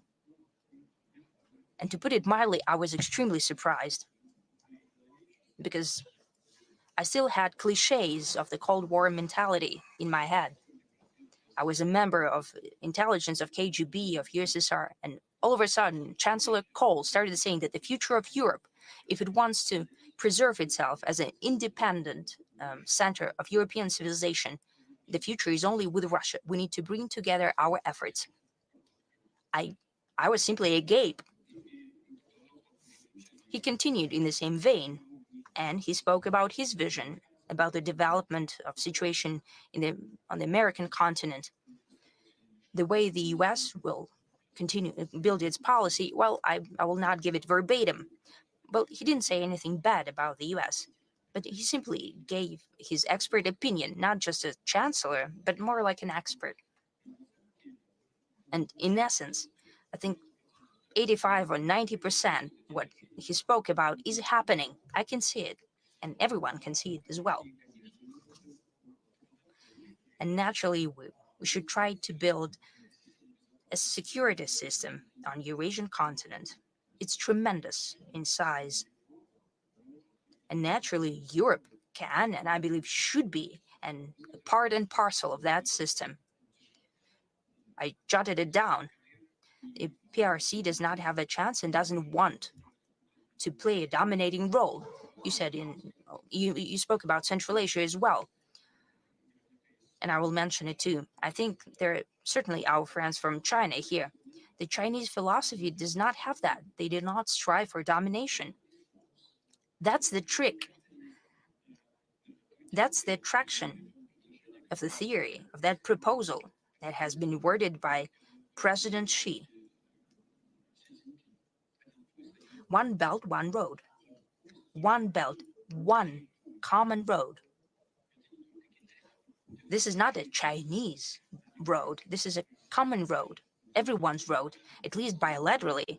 That's the way it sounds, and that's the way we behave in the interests of each other. What's happening in Central Asia? Everyone expected some kind of a clash or collision between Russia and China in Central Asia. Well, look, the thing is that these countries are very young in their statehood, and they have economies that requires significant development. Demographic processes are afoot there. For example, take Uzbekistan. Every year, they add another million of population. Can you imagine that? 27 or 28 million, that's already the population, and they have an extra million born each year. India has plus 10, as my friend Prime Minister Modi spoke, but India has 1.5 billion people living there. And Uzbekistan has about 37, no, 38. Now they soon have to have 40 million. That's a lot of millions. They have plenty of issues. And if the People's Republic of China comes over there and helps out those economies, and that means that as a result of economic cooperation, the domestic political process is stabilized as well. The statehood is stabilized. Russia only has an interest in that. We want to have a stable situation there, stable development. It's in our interests as well. Therefore, the competition is absent there. We only have cooperation. It doesn't stand in the way of development of our traditional development of ties with that region of the world. And the countries of Central Asia that for hundreds of years have been part of the Russian Empire and of the Soviet Union not only remember well, but they cherish our special contacts and special ties. And it benefits everyone. And if we create a security system in the Eurasian continent, and incidentally, I see and I hear that certain European countries are starting to talk about the single security system from Lisbon to Vladivostok yet again. Now they are going back to what de Gaulle spoke about. He talked about Urals, but we need to talk about Vladivostok as the end point. They have these ideas again. If our counterparts will go back to that, and most importantly, as you said, what I've mentioned and what's written down in the OSCE documentation, that the security of one country does not come at the expense of the other, of security of the other country. It's crucial. If we can truly do that, you have mentioned the level of trust that needs to be increased. And I think that the most important issue on Eurasian continent between Russia and the European countries is the deficit of trust. You can blame Russia for many things, and possibly we make mistakes as well. But when we're being told that we signed the Minsk agreement, we're being told that they signed the Minsk agreements only to give time to Ukraine to rearm, and they never intended to solve this conflict peacefully. How can we trust them? Look, guys, what kind of trust can we talk about? You've publicly said that you've fooled us, that you've lied to us, and you deceived us. What kind of trust are we talking about? But we need to go back to that system of mutual trust with time. I don't know, we can discuss it till early hours of the morning, but it's the first step to create a single Eurasian security system. Is it possible? No? Chancellor Kohl, whom I spoke about at the beginning, said that it's not just necessary, but it's an imperative, and I share his point of view. Mr. President, why do you think that Chancellor Kohl was more genuine than Chancellor Merkel, whom you mentioned later during the Minsk process? Well, you know, there were the three of us sitting down in Bonn. That was back in Bonn. The government of Germany was in Bonn, and we simply talked to each other. Madam Merkel, Chancellor Merkel, she spoke under certain social pressure and during a crisis. These are different kinds of situations. Karl had contemplated, and he just simply presented his vision. Not only without press, and Chancellor Merkel spoke for the press with the media presence. He even got rid of his interpreter, see? Therefore, I believe that he was absolutely genuine. One more question, if you would allow, following up on Glenn's question, and that you mentioned that the population is growing in neighboring countries, and you also spoke about migration waves. Now it's a hot topic everywhere, in Russia as well. Do you see that part of Eurasian security? Do you discuss with your counterparts about Eurasia? Yes, we discuss that quite often. I have already said it. Now we have a historically low level of unemployment, 2.4%, basically no unemployment. We have deficit of labor. And for the development of our economy, we need labor. Moreover, the lack of the necessary number of workforce is one of the main hurdles towards our economic growth. Right now,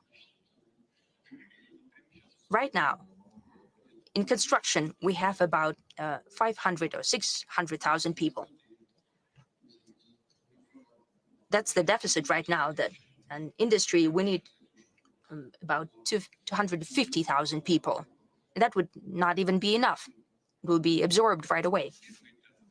But as a first stage, we need to create the conditions where people who come here to work, that they are prepared to do it, that they would know Russian language and know our traditions. That's what we mentioned multiple times. They should know our laws, and not only know, but to be prepared morally to observe all of it. Then there will be no irritation and intolerance from our citizens. And first and foremost, we need to think about the interests of the citizens of the Russian Federation. It is an apparent thing, and I hope that the regions of Russia and the leadership of the regions would hear me now, just like the law enforcement. As for the people who travel here, they also should have the humane conditions, modern conditions to use all kinds of conveniences in education and healthcare. There are distortions here in the process. I wouldn't go into detail, but we need to work on it. With my colleagues and friends and heads of republics of the former Soviet Union, constantly discuss it. They are prepared to prepare people, to train people who are coming over to work here. What's necessary for that? That's also a question for us. We need to build schools and so on. That's what we're doing right now. We have to send Russian teachers because there's a lack of them, and they are glad to have them, and they would have even more. So the ball is in our court to a great extent. They are willing to do that, and they want that, and we're going to do that together. But as far as future is concerned, and I do hope it's going to be in the near future, we have to make sure that the Russian labor market takes up mostly people with a high level of education, professionals who are competent, and some of the people who are coming to Russia, well, we need to make sure that they stay at home, but we can build production capacities over there that will be part of the supply chain. So we could give orders to them, they could produce some components and spare parts, we could have the final assembly capacities, and then both in Russia and in Uzbekistan and in Kazakhstan, Tajikistan, every other country, they would have jobs over there, and this would be a cooperative process. To a large extent, we have to re-establish and rebuild the cooperative chains of supply which used to exist back during the Soviet times, but on a new technological foundation, on a new logistical basis. And then the general system is going to be more sustainable, and it'll improve the economic growth rates for all participants of this process. Nor is it they're going to be such a high level of tensions right now. You know, we've just spoken about AI and other opportunities. the lack of labor force, and all experts agree on that, has to be compensated for thanks to new technological opportunities. Technology has to be propelled to a new level, and our production capacities have to be built on a new level, and we need to raise our efficiency as well. And I suppose this is doable. Very much so. Thank you. Mr. President, yesterday there was a huge event. Everyone held their breath because the US elected a new president. So this is the 6th US president. You see, during your presidency, he is also the 4th, but it happens. So do you have any recollections about any of the American presidents, some more pleasant than others? Maybe it was more interesting to work with some of them. Well, you know, all of them are very interesting people. It would be hard to imagine a person who finds him or herself at the helm of one of the biggest countries in the world and who is an ignoble or an uninteresting person. No, it's impossible. The thing is, the internal political culture within the US is such that this internal political strife becomes increasingly acute. They resort to all kinds of tactics. Opponents resort to different methods, both the political opponents of the acting head of state, and, you know, sometimes they resort to instruments that are far from decent or appropriate, nor are they indicative of this political culture. Well, just remember how many attacks there were against President Bush. He was accused of being non-intelligent and illiterate, basically not a knowledgeable person. So I think in terms of attitude towards Russia, in terms of policy with regard to Russia, many of them, or at least many of them, as I said, everything that has been done was basically viewed as a creeping intervention. But in terms of personality, I can assure you, President Bush, who used to be governor of Texas, and this is a very difficult state to run, and he was very successful in his job. And I can tell you, he is just as good as any expert who sits in this room right now. However, he has been portrayed as a person with a low IQ or any other type of accusation mounted against him by political opponents. You know, I talked to him. I stayed at his house in Texas. I met his parents at their home, and they came to see me. And I can tell you, I spoke to his father, also former US president. Well, of course, he was no longer president, but he said quite sincerely to me, you know, we made a huge mistake when we started to boycott the Olympic Games in Moscow, and this Russia followed suit, you know, because Russia boycotted the US Olympics. He said it was a huge mistake. It was just nonsense. But, you know, that said, still that continues because under external pressure, the International Olympic Committee has basically turned into a circus. They've commercialized the Olympic movement, destroying the Olympic movement with their own hands. But, you know, I'm talking about the people I had to work with. All of them were a prominent personality, and they ended up on the political Olympus not by coincidence. And what about the future president? Well, you can have any attitude toward him, you know, because during his first iteration as president, he was dubbed as mostly a businessman, that he is not very well versed in politics. He can make a lot of mistakes. But from the outset, I can tell you that his behavior when there was an attempt on his life, you know, I was impressed. He's a courageous person. And it's not just about the hand he raised and his call to fight for their common values and ideals. Of course, there was a rush of adrenaline, but a person shows their true color in these emergencies. And this is precisely one of those cases. And I think he acquitted himself admirably in a valiant fashion as a man. As far as politics is concerned, I don't know, during his first presidency, I don't know whether he's going to hear that, but I think I'm going to say that regardless. I think he was harassed by everyone on all sides, bullied. He was afraid of making a step to the left or to the right, saying the wrong thing. I don't know what's going to happen right now during his new presidency, because this is going to be his last presidency. Whatever he does, it's up to him to decide.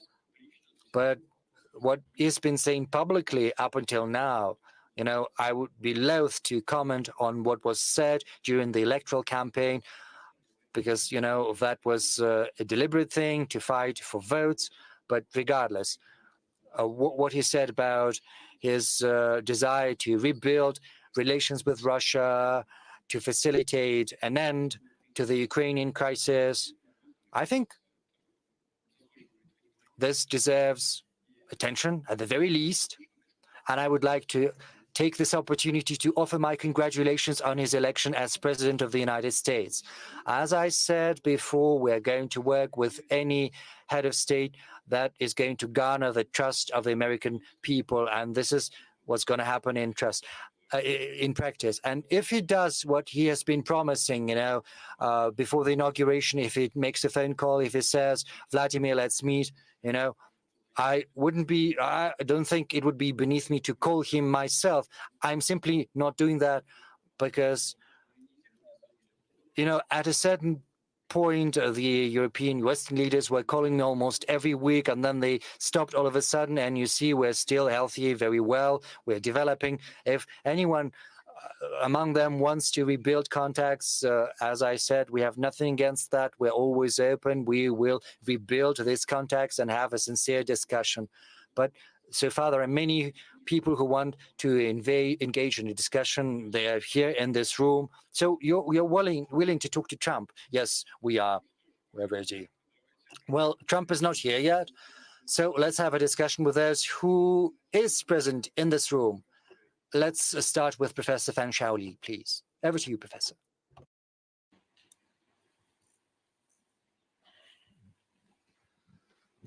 Professor Fan Shaoli, I'm from China.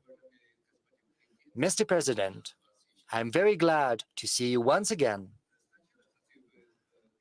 From the outset, I would like to express my gratitude on behalf of my Chinese colleagues for the excellent organization and for the hospitality extended to us during the Kazan summit. I would also like to say a huge thank you for your personal support shown to the Valdai Club. I would also like to thank you for this lively discussion. I remember that 8 years ago, at this forum, I had the honor to ask you about what you think about the relation between Russia, the US, and China. And you gave me a very apt, very accurate answer. You said that this relation should be built on mutual respect and it should be mutually beneficial. It's been 8 years now. The world is changing drastically. You know, there is rivalry, there are sanctions, there is bitter strife. But at the same time, Russia and China are building a strategic partnership. They're cooperating. And the cooperation within BRICS is also developing successfully. So my question is the same. What's your assessment of the current and future dynamics in terms of strategic partnership between Russia and China? And secondly, is it going to be possible to normalize relations between Russia and the US, and also with China in this new environment? Thank you.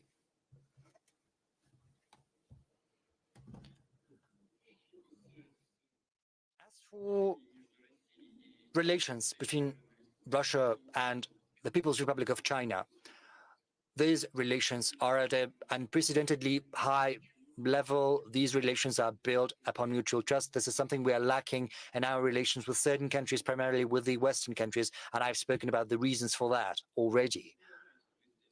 I'm aware that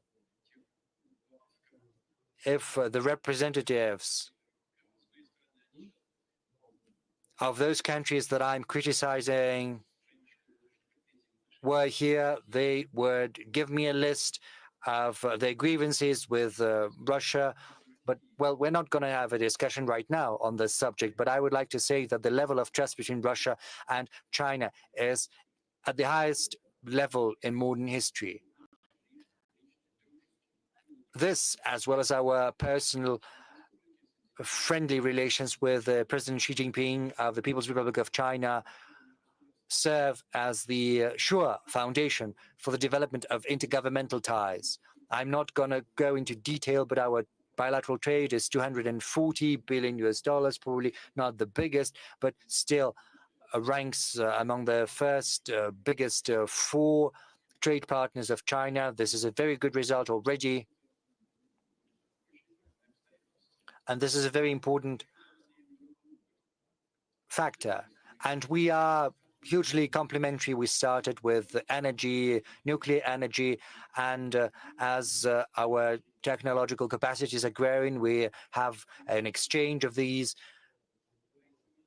technologies, and this significance is only growing. That is why we're expanding our cooperation. It's becoming increasingly wide.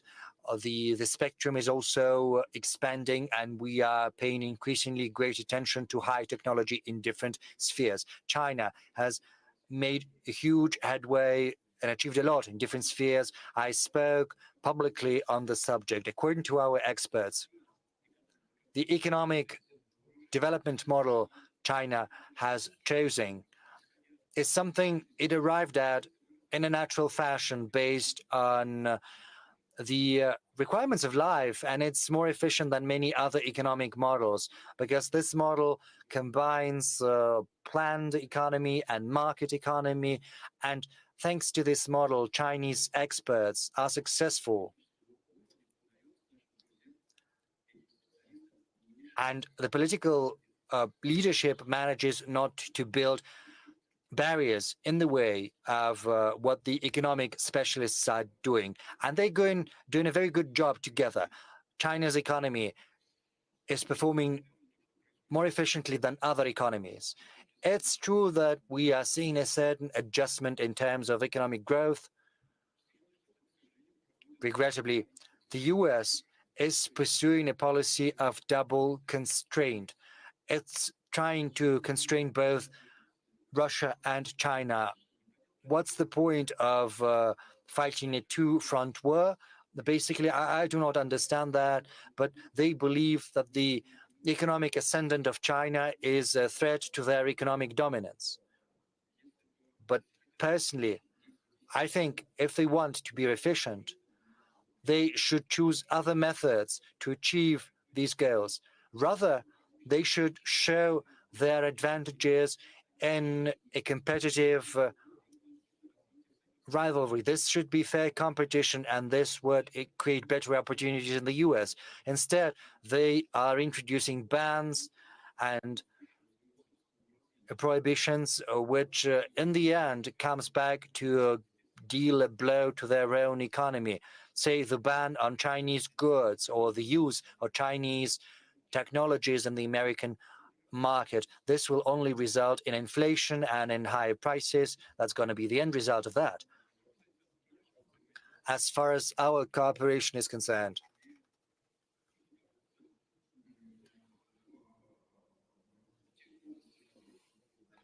there are certain industries and spheres where they're trying to constrain China. But in that case, we could be complementary, the economies of our two countries. As I said, we started in energy, and our energy cooperation is developing rapidly in oil, gas, and nuclear technologies. We're quite active in building new units for NPPs. We also organize supplies of oil and gas, and this creates a sure-proof, a foolproof system for ensuring China's energy security. We have a contiguous border. Nothing can throw a screw in that, neither storms, no lanes of communication, nothing can undermine our cooperation because we've got a common border and the supplies will continue just as they have been going. There is a guarantee of that. I believe that if the US chose a different path, a different attitude towards China and Russia, so if they chose a policy of trilateral cooperation instead of double constraint, then everyone would stand to win. And another question about the trilateral cooperation. Yeah, I spoke about that, and I ended on that. You were not following me. Sorry, I got distracted. I think there is General Salik from Pakistan. He raised his hand. He wanted to ask a question.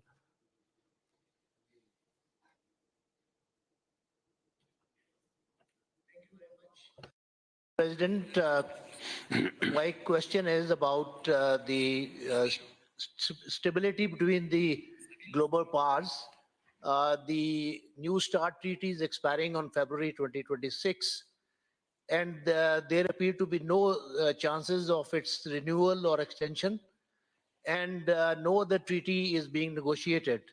So how do you see at the end of this agreement maintaining the stability of relations between the global powers?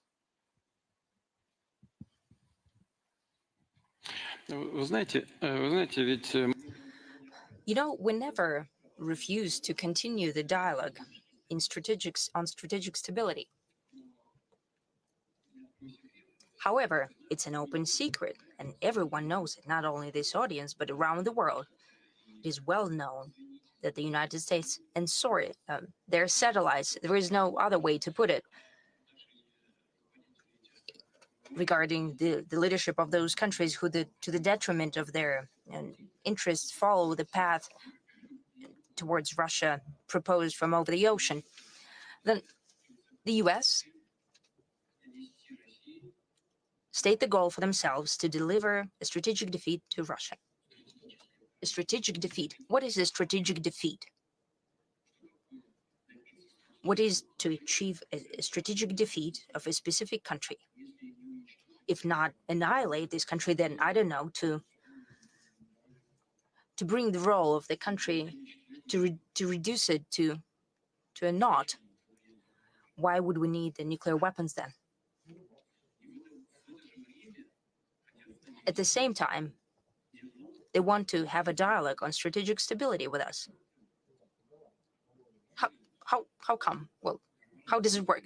It seems that they're normal and grown-up people. We're prepared to have this dialogue, but in the current conditions, there are many issues. And your colleague from China just asked us about the triangle of Russia, China, and the US. I deliberately didn't want to go into detail and exacerbate it, and I didn't talk about the international security regarding that question. Cooperation between Russia and China is one of the most important factors of international stability in general, but it has to do with strategic stability in nuclear weapons as well. In the past, we were always being whispered to, talk to your friends from China.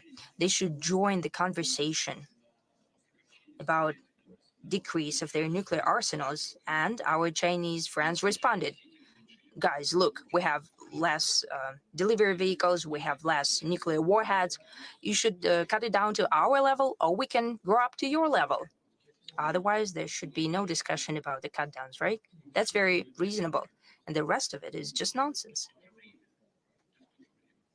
At the same time, there are nuclear arsenals of other NATO countries beside the US, the United Kingdom and France. They have increased in their nuclear arsenals. They're not only increasing in numbers, but also changing in quality. Quite recently, I was being told that NATO is not a military and political alliance. This is primarily a political alliance. And the military is on the back burner. Not quite so. Indeed, the US deliberately, maybe not, but I think deliberately, have brought back the military component of NATO. And they have declared that they're going to deliver a strategic defeat to Russia. Naturally, we should consider the nuclear arsenals of the UK and France as well. As of today, this is a complex issue. It's more complex than it used to be 20 or 30 years ago. However, we are aware of our responsibility as a country which has the capacity in terms of delivery vehicles and warheads and the quality of modern weapons, and it's being improved domestically. Right now, we're coming to a point that would put on combat duty our novel developments that I spoke about 5 years ago. We're finalizing the tests, and we understand that. And we're prepared for the dialogue, but the other side needs to be honest about this dialogue, considering all aspects of our relations. It cannot be that they want to defeat us strategically, but to their citizens that they're telling, this is business as usual, don't worry about anything. It doesn't work like that. Strategic defeat for us, and they should not worry? No. Let's open our cards and have a calm and business-like conversation without double, triple, or quadruple standards. Let's just talk about it. And we have proposed that multiple times. But when talking about the specifics, it causes a pause on the other side. We'll see the way the proposals are worded by the new administration, if they do so. Mr. President, you've mentioned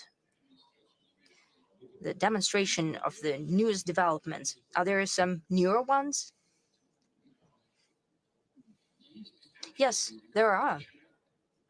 Something comes up all the time. Yesterday, I was talking to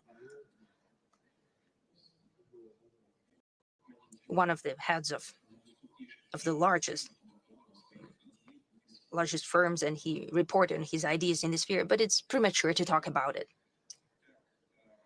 Thank you. Professor Nogueira from Brazil, first row, please.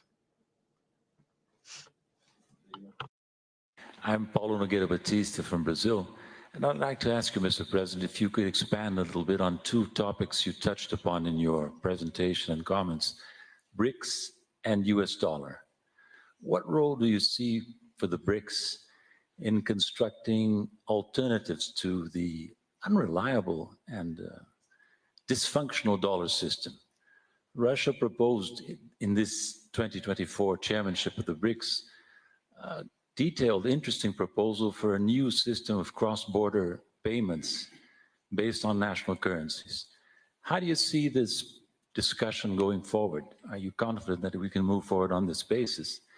And second point, more difficult one, don't you agree that payments in national currencies have a limit and that we ultimately must move step by step, gradually and carefully towards new means of payment, a new reserve currency. President Lula, by the way, made this point in his statement to the Kazan summit, and I would like to hear your views on that. Thank you.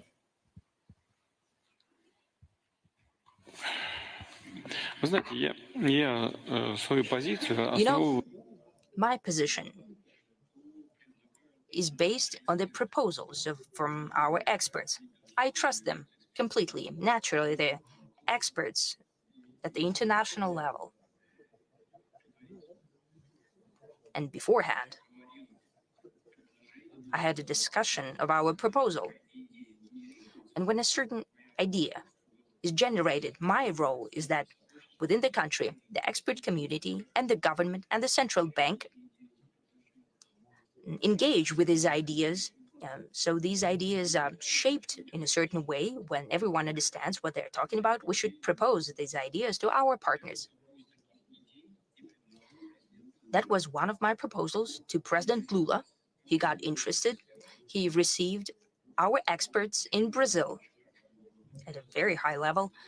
He called to these meetings representatives from central bank, finance ministry, and I think all of the economic part of the government. Our colleagues and friends in Brazil were interested, and I will say a few words about what I'm talking about. We did the same for other countries of BRICS association. I spoke to almost all of the heads personally, and everyone got a liking to that idea. But what I'm talking about, what's the novelty there? We're proposing to create a new investment platform using electronic assets and developing on them. So we would like to create a platform of electronic payments that could be used for investments in emerging markets. And that is primarily the markets of South Asia, Africa, and partially Latin America. I'd like to repeat once again, why do we think that? We think that because there are tremendous demographic processes underway, population growth, they have accumulation of capital, they don't have the necessary level of urbanization at this point, and it will increase. And if that happens, they would have new centers of economic growth. And people will strive, and that means the governments will follow their needs of increase in the standards of life and prosperity. And we think that these regions of the world will show the highest growth rates. Saudi Arabia, China, Russia, in our opinion, will show growth, but much more tremendous growth, a surging growth will be shown by the regions of the world that I've mentioned. They will need investments, technologies, and staff, talent, using new investment capacities, the new platform, and we think would ensure that. And such electronic instruments, such tools can be made almost independent of inflation, because if there is an overabundance, we can withdraw them from circulation. On the other hand, we can do the opposite. We can print more, and we can regulate that through central banks and oversight by them, and through the new development bank. The leadership of the NDB also like that. There are different points of view there, different approaches, but in general, some had more interest in that, some had less interest in that. Still, we agreed to create a working group at the expert level, at the government level. We're going to do that. We are in no hurry. This is not a response towards the events of today. No. This is not even a response as trying to counteract the limitations in the sphere of finances. I'll speak about that more. But this is just an idea how we could organize our work for the most promising growth markets of the future. This applies not only to BRICS countries, but also to those countries which are not BRICS members today. This is just for us an opportunity to invest, to enter those markets. For them, it's a chance to use our capacity. Otherwise, it would be impossible. If we look only at promising projects that promise us revenue, we can launch this project and it will work, I think. As for today's conditions, the use of national currency still bears its fruit. For Russia, for example, we have about 2/3 of our trade is being serviced in national currencies. As for BRICS countries, the same figure is 88%, payments in national currencies. Right now, we are discussing the use of electronic tools of exchanging financial information between the central banks of our countries. This is the so-called financial BRICS bridge system that we have discussed at the expert level with all of our partners. The second system is also a part of BRICS ecosystem. We were talking about payments, settlements at stock exchanges.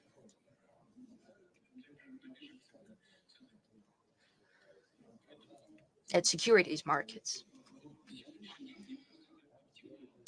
I think that today this is the best option. That's what we should work on in the nearest future. I've heard a lot that the experts and the journalists are talking about creating a single currency. I think it's premature. We don't have such a goal among us. Because in order to talk about a certain single currency, then we need to, achieve greater integration of economies. That's number one. And number two, we need to increase the quality of economies to a certain level.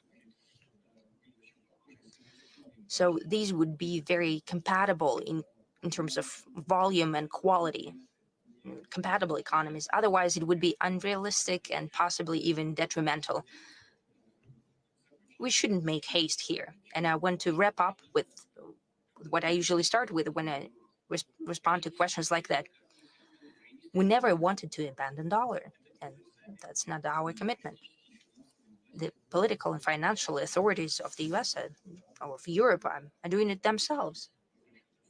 When they decline to put through European settlements, Euro is still in fledgling state, but they limited its capacity by their own hand. It's nonsense. As for Europe, the issue lies in the fact that decisions in economy are done by politicians who, quite often, unfortunately for those countries, are not experts in economics and finance. And that is only to the disadvantage of those countries. We are not abandoning dollar in Russia, where they simply refuses to allow to use dollar as a settlement tool. Well, even so, I think if we are denied that, it's so foolish of the US authorities, because the dollar is the pillar of US power, and they're undoing it by their own hand. I thought that whatever happens, dollar is like a sacred cow.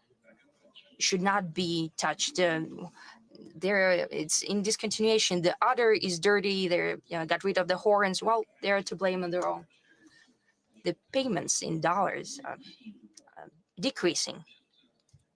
Not too much as of yet, but as means of savings, it's going down step by step, very gradually. It's shrinking, but it's a trend. It's their own doing. But we're not fighting against it. Our proposals are not aimed against dollar. This is simply us rising to the challenge of modern times, a response towards the development of economy. We're thinking about the future tools. And what's relevant today is what I've said before, creation of a system, using the groundwork of the systems in each country, exchanging of financial information, and those tools that I've mentioned will develop them. Thank you. Alexander Akovic from Serbia.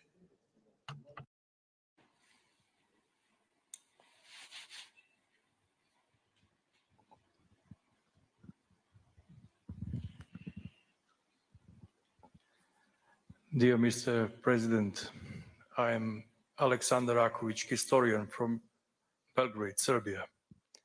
It is my honor to see you, listen to you, and talk to you again. My question for this night for you is, according to your opinion, what are the state and individual mechanisms that Russians, Serbs, and other people around the globe must use to defend our traditional values and protect ourselves and our identities from the invasive and imposing Western ideology that we saw this year at the opening ceremony of the Olympic Games in Paris. Thank you.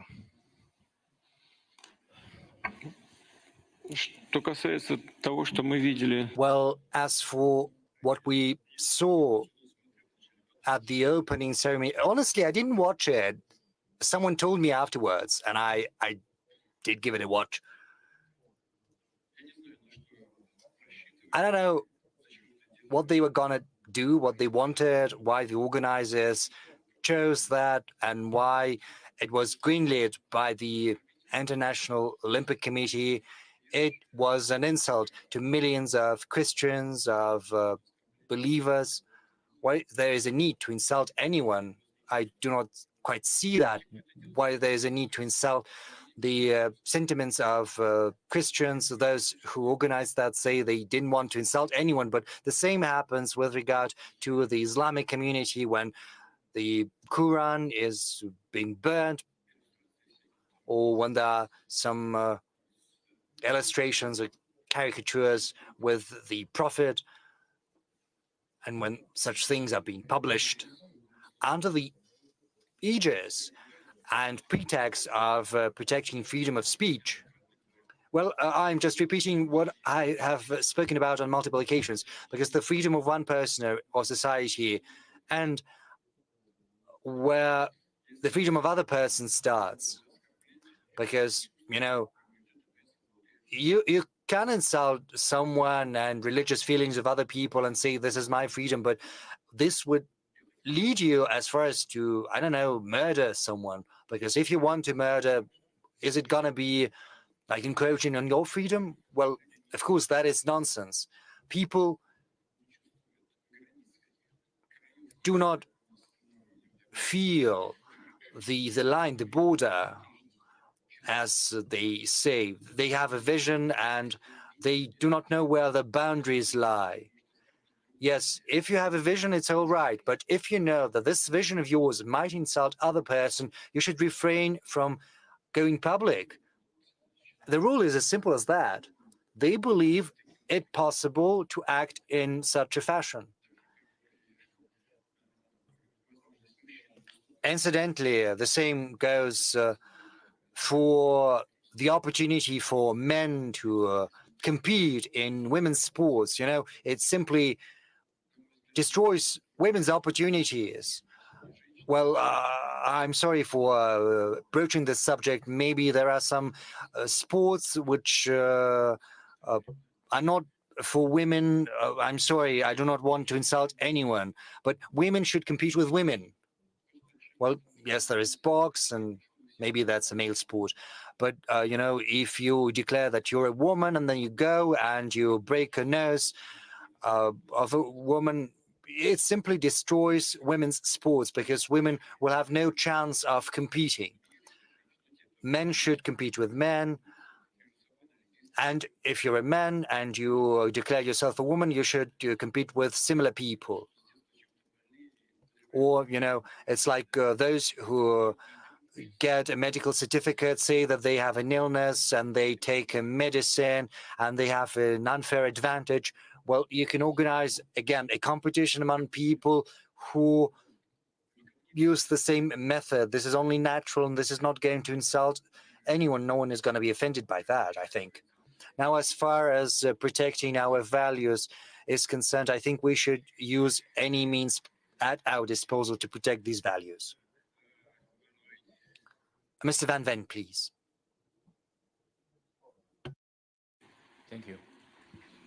My name is Wang Wen from Chongyang Institute, Liming University of China. I'm so glad to see you again. And my question is about Russia's China policy in the coming 4 years, as well as the future international system changes. Because we know Trump is back. Let me imagine if one day President Trump call you and ask that, like that, let's join forces to contain China. What would you respond? And will you accept President Trump's suggestion, so-called uniting with Russia and resisting China? And my second question is about the future's international system change, because you often mentioned that international system is ongoing fundamental change. So in your eyes, what will the international order and framework in the future looks like? And in your eyes, in the future international order and the system, what role should Russia, China, United States act or plan in the future? And how do you consider to coordinate the triangle relationship among Russia, China, and the United States? Thank you. Well, I'll give it a try, and I'll try to be as succinct as possible. First, China and Russia are cooperating and being friends, not against anyone. Our relationship with China is not aimed at any third party, the US included. Our relation with the People's Republic of China seek to develop and create a favorable environment for ensuring the security of both our nations and peoples. And the same applies to our relations with the United States of America. It would be very difficult for me to even imagine a situation when the president-elect makes such an offer as you mentioned. I think he understands that it is completely divorced from the realities in which we're living. Russia is not going to ally with anyone against anyone. And it seems even increasingly unrealistic to me with regard to China, because with China, we've reached an unprecedented level of trust, mutual confidence, and friendship. I think such countries as Russia and China that have such a big border and such a long history of coexistence in one space, despite the differences in our cultures, which, however, do espouse similar and common values. I think that in itself is a great achievement, and we have to use it right now, and we have to reinforce it and pass it down to forthcoming generations. As far as the possibility for establishing our relations with the US is concerned, we're open to these possibilities. To a large extent, the ball is in the US's court because we were not the ones to sour relations with them. We did not introduce any restrictions or sanctions against the US, nor are we facilitating any armed conflicts in the territories in their proximity. We've never sought anything like that. And I would like to say that we've never done anything like that in practice. We do not quite see why the US seems it has the right to do that. And we are hopeful that at the end, they will come to realize that they'd better refrain from doing that, because that's what they should be doing if we do not want any global conflicts. But the president-elect of the US, President Trump, spoke along similar lines. So we'll live and see how it plays out in reality. Keeping in mind, of course, that such an institution as the presidency of the US is bound by certain obligations, by certain responsibilities.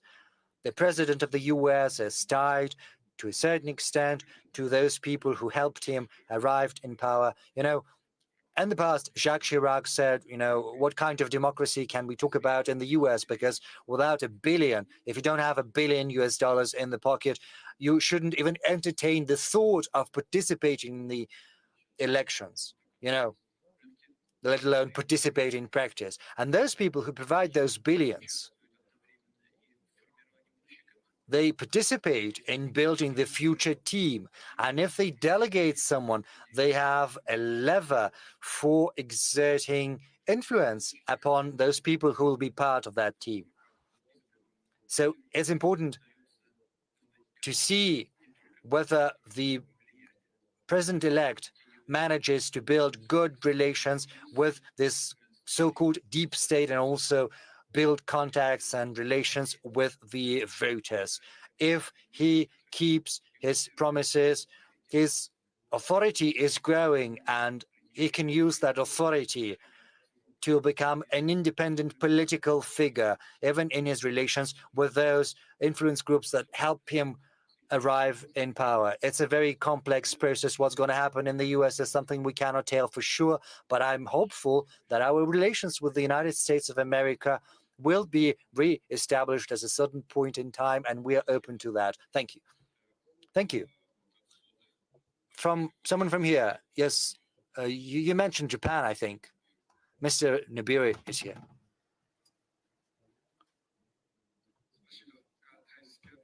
Thank you. Thais Kabira, Sasagava Peace Foundation. I would like to ask you a similar question, but it's about Japan. The strategic landscape in East Asia is becoming increasingly tense. This is due to the strategic rivalry between the United States on the one hand and China on the other. And in this rivalry, Russia is clearly on the side of China. The frequency of joint military exercises between Russia and China has increased significantly in this region. On the other hand, Asia is a region with a great value, and Russia's strategic interest in this region should not be completely bound by its relations with China. How is Russia trying to combine these interests? So on the one hand, there is the confrontation between China and the US in East Asia. At the same time, how is Russia going about trying to preserve the latitude for pursuing strategic stability goals in this region? And another question, what's your assessment of the future of Russian-Japanese relations within this strategic context? Say, what's what is gonna look like in the next 5 years? Indeed, the situation in in East Asia is not becoming any less unstable or less tense, but it's not due to China. Yes, China is our friend and closest partner, but let me say that objectively, it's not China that is building blocks over there in East Asia. I do not want to act as China's advocate. I understand there are many internal issues because there are always issues between neighbors. I'm not sharing any secret with you. There are certain difficulties on the Chinese-Indian border, but well-versed, thoughtful people who care about the future of their nations are on a quest for compromises, and they arrive at them. This is what Prime Minister of India and China's president are doing. They're engaged in a dialogue, and they continued that dialogue during the BRICS summit in Kazan. And I'm hopeful this is going to have a positive impact upon future Chinese-Indian relations. Regarding the situation in East Asia as a whole, it's not China that is building blocks over there. It's the US that is doing that, one block then another. Right now, NATO is formally making its way into East Asia. Nothing good is happening. Nothing good happens if exclusive political or military blocks are being built that act to the tune of one single country that acts as a leader. Other countries, as a rule, are following in the wake, serving the interests of one single country that initiates the establishment of these blocks. And those countries that agree with every demand of the US should think on that. And if issues do arise, and they always do among neighbors, it's inevitable, one should work at a regional level, trying to escape external influence and show courage, patience, and willingness to search for a compromise. And if such an attitude prevails, then compromises will be within reach and they will be found. So leveling accusations at China, trying to accuse it of some aggressive intentions when the US is building aggressive blocks, I think is not the right way to go. Now, you said that Russia is on China's side and not on the side of those who build such blocks. How can it be otherwise? Because we have to keep in mind everything that I've just said. We do not think that China is pursuing an offensive policy. A lot of things revolve around Taiwan because in words, many accept that Taiwan is part of China, but in practice, they're trying to provoke and they organize provocations. Why would they need that? Isn't it because they're trying to do the same as they did with Ukraine? They want to provoke a crisis in Asia, and then they will say that the US has to be closer because otherwise they're not going to survive. Maybe this is the same logic that applies to Asia. So indeed, we do support China because we believe that China is pursuing a very well-balanced policy. Moreover, because China is our ally. We have a very large volume of bilateral trade. We have cooperation in security matters. You said that we hold military exercises together, and it's true. But isn't the US doing the same, say, with Japan? Well, it does it on a permanent basis, and it also holds exercises with other countries, and they do so all the time. You know, at the late 1990s, we stopped using our strategic aviation forces. It stopped performing long-range flights to neutral zones, whereas the US kept doing that. So we looked at that, and in the end, we decided to resume the long-range flights of our strategic aviation. And it is the same logic that applies here. The US kept organizing military exercises, and we decided to do the same together with China. But the thing is, these exercises are not a threat to anyone. These exercises are meant to ensure our security. And we believe this is the right tool that helps stabilize the situation, not just in Asia, but across the globe in general. The countries of the region have nothing to fear from these exercises. I would like to reiterate once again that our cooperation with China in general and in the military political field is aimed at reinforcing our security. It's not aimed against third countries. Now, as for our bilateral ties with Japan, I can say it again.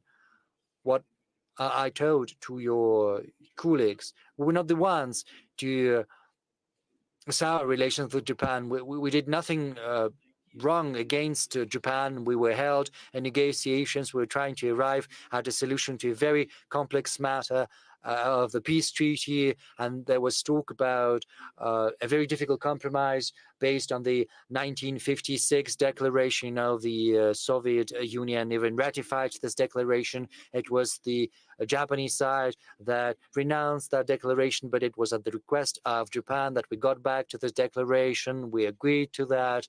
We resumed our talks. We were thinking what we could do based on that declaration of 1956, and then all of a sudden, Japan slapped sanctions on that, and Japan even put us on a list of threats. We're in the third or fourth spot. In what way are we a threat to Japan? You know, what did we do wrong? Because you got an order from Washington. Maybe you should have told Washington, okay, guys, we'll think about that, you know, without giving offense to your partner and to your ally. Why did Japan have to simply blindly follow that order coming from Washington? I do not understand that. Thankfully, there are some smart people in Japan who continue working with us, especially in energy with our companies, and they see us as reliable partners. Despite the sanctions introduced by Japan, we're not doing anything to reciprocate. Japanese companies that used to work in Russia can keep on working if they want to. And we are also getting some messages and signals from American companies saying that they want to get back. Let them. But of course, new conditions, new terms will apply. Some losses will have to be incurred. But we are willing to build and rebuild ties with Japan, because for the next 10 and 50 years, Japan is our natural neighbor. Yes, there were some tragic pages in our history, and there are also some pages we can be proud of. We love Japan and Russia, and Japanese culture, Japanese cuisine are well beloved in Russia. We were not the ones to destroy anything. So just draw your own conclusions, and we're not gonna fool around trying to blame you. We're willing. Do come back. That's it. I don't have anything to add to that. Mr. President, what about our strategic cooperation with the DPRK? Is it also aimed at strengthening our security, just like with China? Well, as for DPRK, we have an agreement that we've signed with other countries as well. It was signed with the Soviet Union as well. Well, it came to an end naturally. In essence, we went back to it. There was nothing new there. Whatever anyone says, everything, practically everything that was written down in the agreement between DPRK and the Soviet Union, it was copied and pasted with some adjustments, and it was reproduced in the new treaty. Naturally, it is aimed at ensuring security in the region and our mutual security as well. Will we hold exercise with them? Maybe we can do that as well. Why not? We have Article 4 that reflects mutual aid in case of aggression from another state. It's all there. And I would like to repeat once again, there is basically nothing new compared to the treaty that simply ran its course back in the Soviet Union times. Thank you. Arvind Gupta, please. Mike. Thank you, Mr. President, for a brilliant presentation and this interaction. My question is about India-Russia relations. You have met Prime Minister Modi several times in the last few months. Prime Minister Modi at one point of time mentioned to you that this should not be an era of wars. How do you see that statement? How do you interpret that statement? What is the meaning of that statement for you? That's one. Secondly, if you could also tell us in this concept of Eurasian security, what role do you see for India? And thirdly, in this changed geopolitical environment, and you also mentioned about the importance of civilizations, civilizational values, Russia being a civilization state, India being a civilization state. What are the areas in which, new areas in which India and Russia can work together? Thank you very much. India is our natural partner and ally for decades. It has been so for decades, and I think everyone knows fully well what kind of role was played by the Soviet Union and Russia in India acquiring its independence, the way we supported the Indian nation for decades. Throughout that time, we've built a unique in its quality and level of trust relations with the Indian nation. And I can say directly, in this case, and the way we feel and the way we understand coming from our Indian friends, there was an overall national consensus about the development of relations with Russia, with our country. And using this basis, we're developing our relations with India in all dimensions. That applies to the economy. It's showing good growth rate in different dimensions as well. For example, in energy, we are prepared, besides oil supply, and the supply has increased manifold to the Indian market.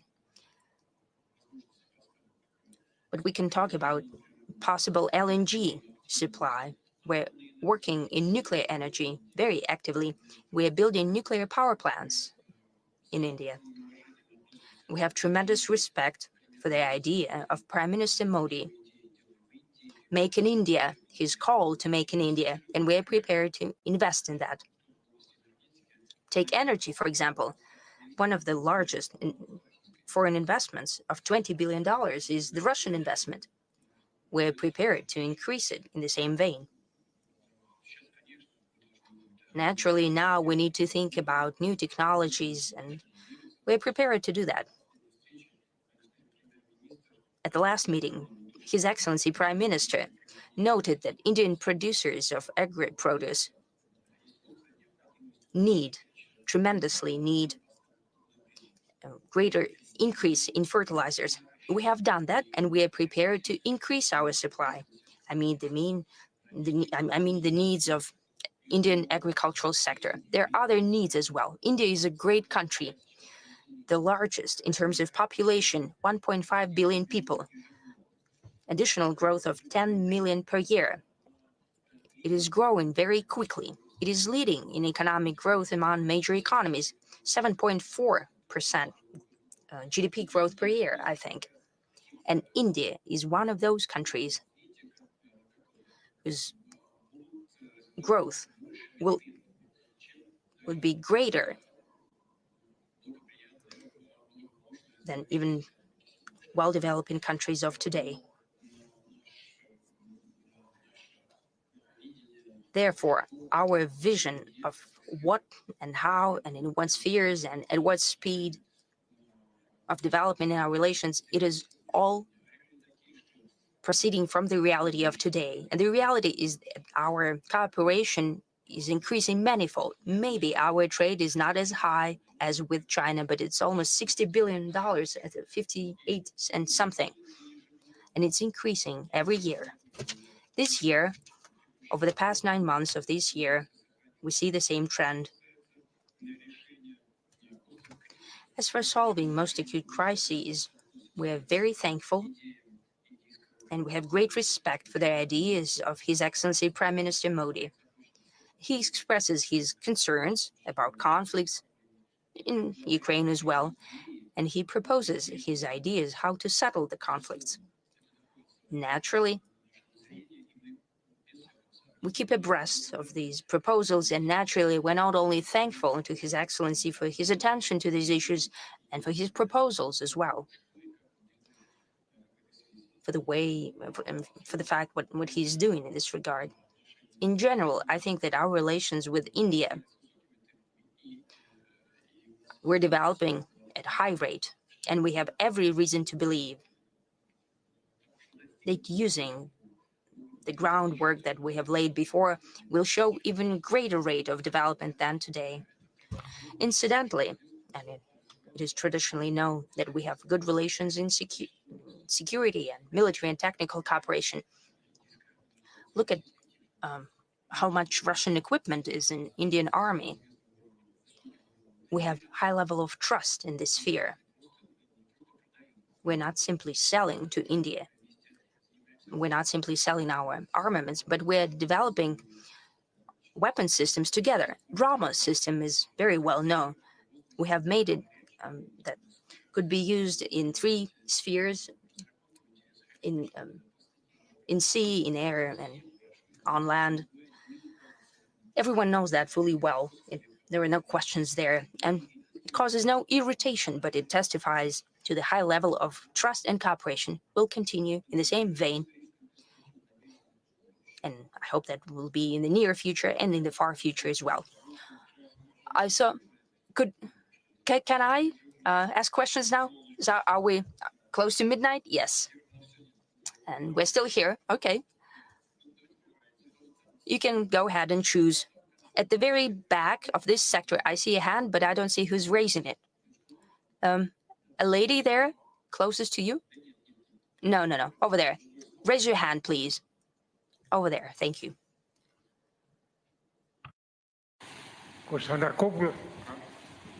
Konstantakopoulos Dimitris, Mr. President, from Greece, a country I'm sure you will agree with me, has no other options than to remain a friend and a brother of Russia for reasons which we cannot escape.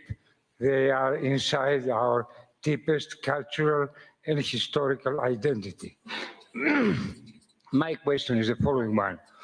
40 years ago, both the European welfare Keynesian capitalism and the Soviet hyper-centralized system have collapsed. During the 4 decades that passed, we have seen the multiplication of economic crises, of wars, of ecological problems, and of many other problems.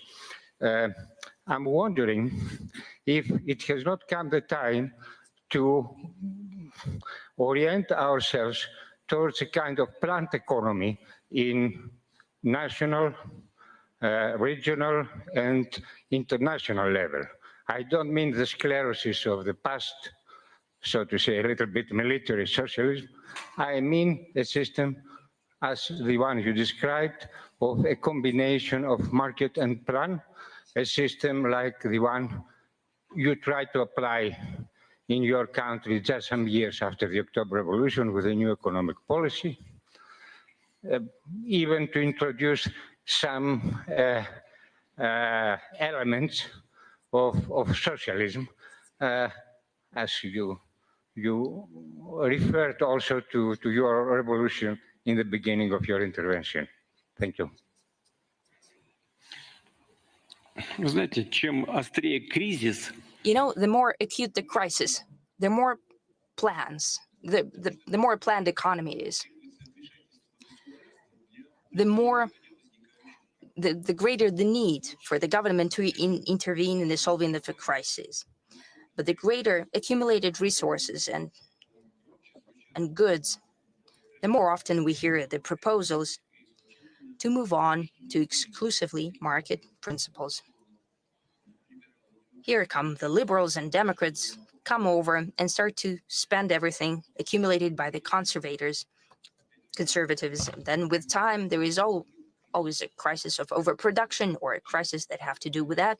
And the cycle repeats endless number of times, and it all comes back to the beginning. This is a sovereign choice of each state on how to build their economic policy. China has found these opportunities, and do you know why it succeeded? It is also for a reason, and not the least because China is a sovereign state.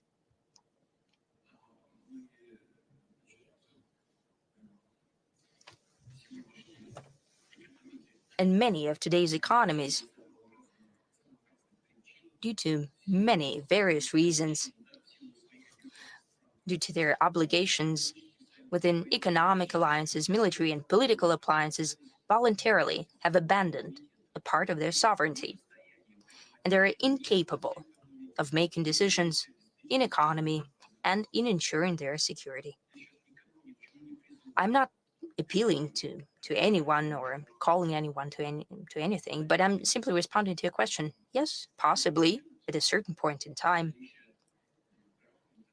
the presence of drama or a national currency would be reasonable, because you can adjust through inflation at least certain social processes and get rid of social tension, and not to shift all of the burdens of economic development on the shoulders of the population. Back in the day, Greece made a different decision. It redistributed itself to be regulated through a common currency and economic decisions in Brussels. This is not our matter. This is a sovereign choice of the Greek state.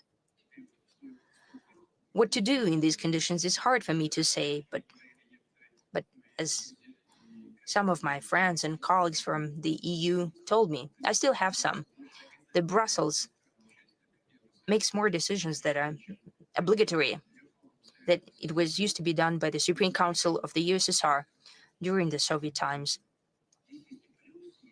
There are advantages and disadvantages, but it's not our matter. I tried to answer to your question. I don't know whether I succeeded. I don't know whether it's enough for you or not. That's what I think. Thank you. Yes, please go ahead. Over here. Yes, you will have the mic to you. Thank you very much, Mr. President, especially since I'm the first woman to take part in today's discussion. I wanted to say that quite recently, starting with 2023, the African agenda became the Valdai agenda. It's very important, because what's being discussed in Valdai is important not only for intellectuals and experts, but for all of our country.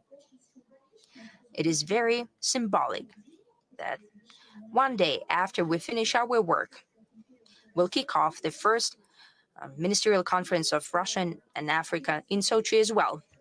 At the BRICS press conference, you said that Africa, together with Southeast Asia, is one of the global growth centers. And it is clear that there is a great fight for the sympathies of the African population. They have great attitude towards Russia, though in the 90s it is believed that Russia left Africa. When you cross the border, you're being asked, where do you come from? And you say, I'm from Russia. And they say, Russia, Putin. That is indeed so, almost all around Africa.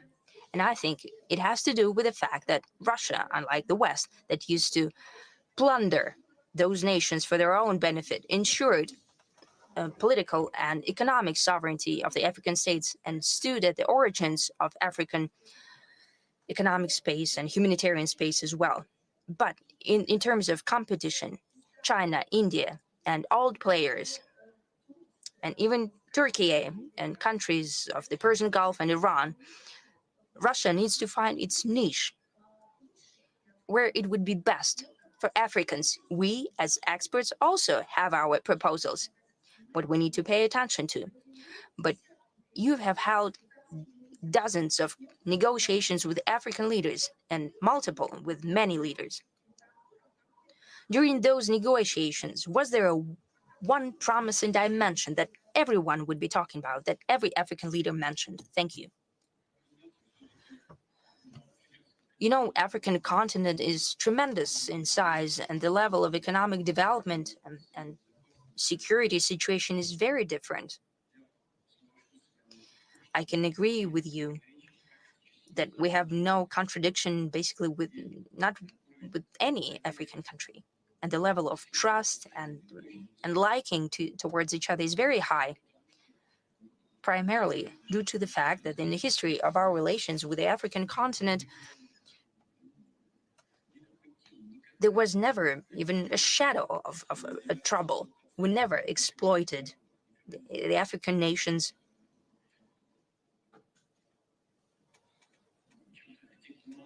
We never did anything inhumane on the African continent. On the contrary, we have always supported Africa and Africans in their fight for independence and sovereignty to create some certain basic conditions for development of the economy.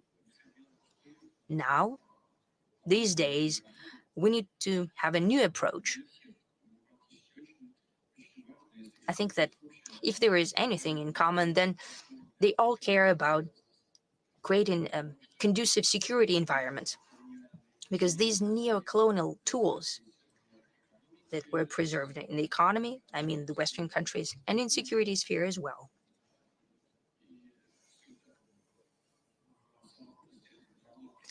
And together, that gave a certain advantage and the possibility to use these neo-colonial tools. People got tired of that, especially since there was no great revenue from that. I can only repeat myself that during our meetings at summits and bilaterally as well, the Africans never ask or beg for anything. They never extend a demanding hand. They're developing very fast, and they know that they have resources and capacities. They're asking for only one thing: to build a natural and mutually beneficial cooperation. That's what we want as well. We cannot do that at the government level as it was being done in the Soviet Union. What we're trying to do is to create conditions for the work of our leading companies, especially since the investment potential of our companies is very high. It is indeed very high. We can possibly invest hundreds of millions of dollars. This is not an exaggeration. For example, in Egypt, we're building a nuclear power plant and we're investing almost $20 billion. Just some figures for you. And in other countries and in other spheres, we're also prepared to do the same. It is very hard to work in the sphere of economy if there are no conditions to ensure security. Well, let's take the Sahel region. Still, this is a zone which has been ravaged by terrorist or semi-terrorist groups and gangs. Some countries are suffering from political instability, so almost everyone turns to us, asking us to give them a helping hand in this field. And of course, we act within the framework of the international law. We're trying to help them. We're not trying to expel anyone from there. Some Europeans are taking offenses as they say that we're trying to expel them. Well, they've got nothing to do with us, and we've got nothing to do with that. They are simply fed up with them. They want them gone. And this vacuum appears, and we're trying to come in, trying to act as cautiously and as efficiently as possible to address the task at hand. Indeed, a lot needs to be done, first and foremost in economy, and we're trying to work this path. Now, as far as this ministerial meeting is concerned, the one that is starting the day after tomorrow, it's meant to create a conducive environment for that. We're also helping to train personnel, both in military and in civil, at our universities, because future professionals for the military, for these countries are being prepared. The same goes for law enforcement agencies. We're going to pursue every path and every avenue in culture, because there's a great deal of interest in Russia in the interest of African nations. And I think this interest is reciprocal. We're going to do everything in our power, doing that, working in a systemic fashion. Let's move over there. Yes, please give the mic to whomever you take liking to. Yes, please. Great. Raising the question to you, Mr. President. I'm Hao Hua from Beijing Club for International Dialogue. If we make this assumption, if we go back to 2 years ago, probably February 2022, what would you say to Chinese leader about the Taiwan issue at that time? And if we go look forward to another quarter from now, 25 years, say 2049, what in your mind a multipolar world will be look like? And isn't a major force of this pushing to the multipolar world should be a unified country? Thank you. Well, let me start with the last question you have asked. I want a well-balanced world, and in this nascent multipolar system, I would like the interests of all international stakeholders to be taken into account as best as possible. And there needs to be a mechanism established to search for compromise. And I'm hopeful that we will have been able to build such a system. At least this is something we have to aspire to. As for who wants that, if there are some forces that seek to achieve that, of course there are forces like that. I refer first and foremost to the BRICS participants. We've just spoken about that, and this is the subject that we broached at the Kazan summit. I'm sorry, I think that's quite a big deal already, because it's your country, it's the People's Republic of China, it's India, it's South Africa, Brazil, biggest country of Latin America. It's also Russia, which your humble servant here represents. And the Russian people as a whole, I assure you, wants that. We want peace in the world.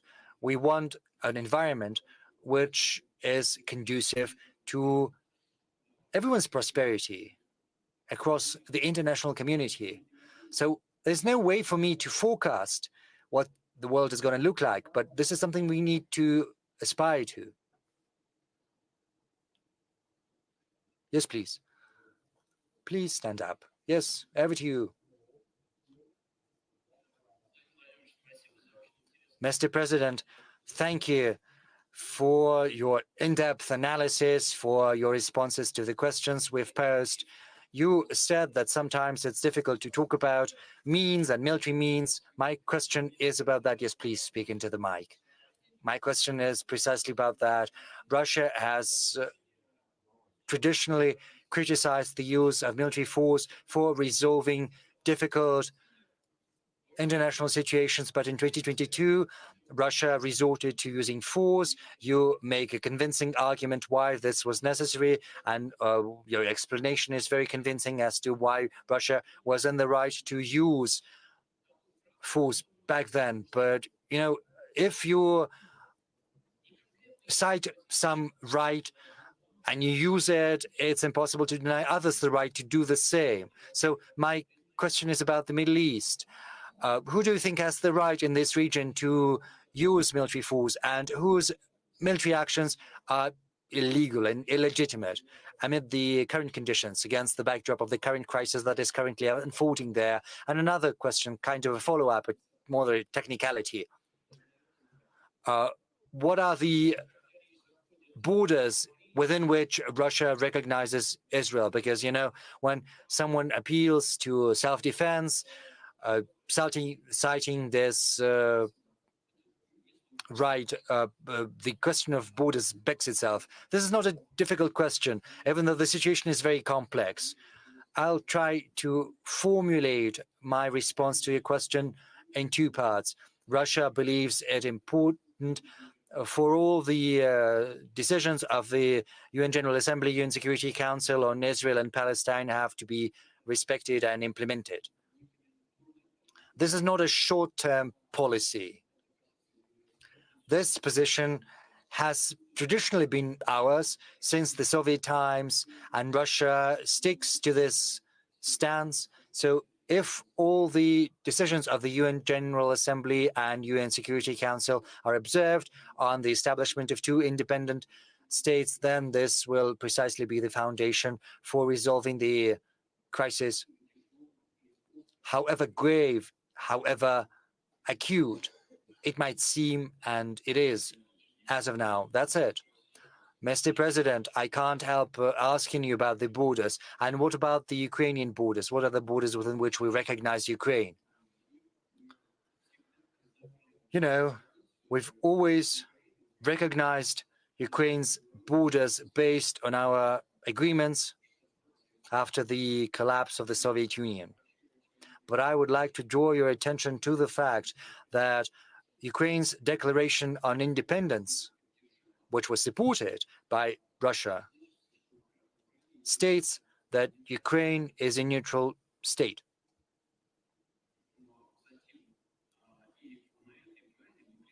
And based on that, we recognized Ukraine's borders. But subsequently, as is known, the Ukrainian leadership amended the basic law of the country, declaring its intention to accede to NATO. And this is not what we had agreed upon. That's the first thing. Secondly, we have never supported any kind of coup d'etat wherever they take place, nor do we support the coup d'etat that transpired in Ukraine. We understand and support people who disagreed with that coup d'etat, and we recognize their right to defend their interests. On multiple occasions, I have had a discussion with the UN Secretary General, and it's an open secret. I do not think he'll take an issue with me. He supports those who say that we have violated the norms and principles of the international law, as well as the UN Charter, that we were the ones to initiate the hostilities in Ukraine. I said that in the past, but I'll take this opportunity to reiterate the rationale behind our actions once again. Just look here.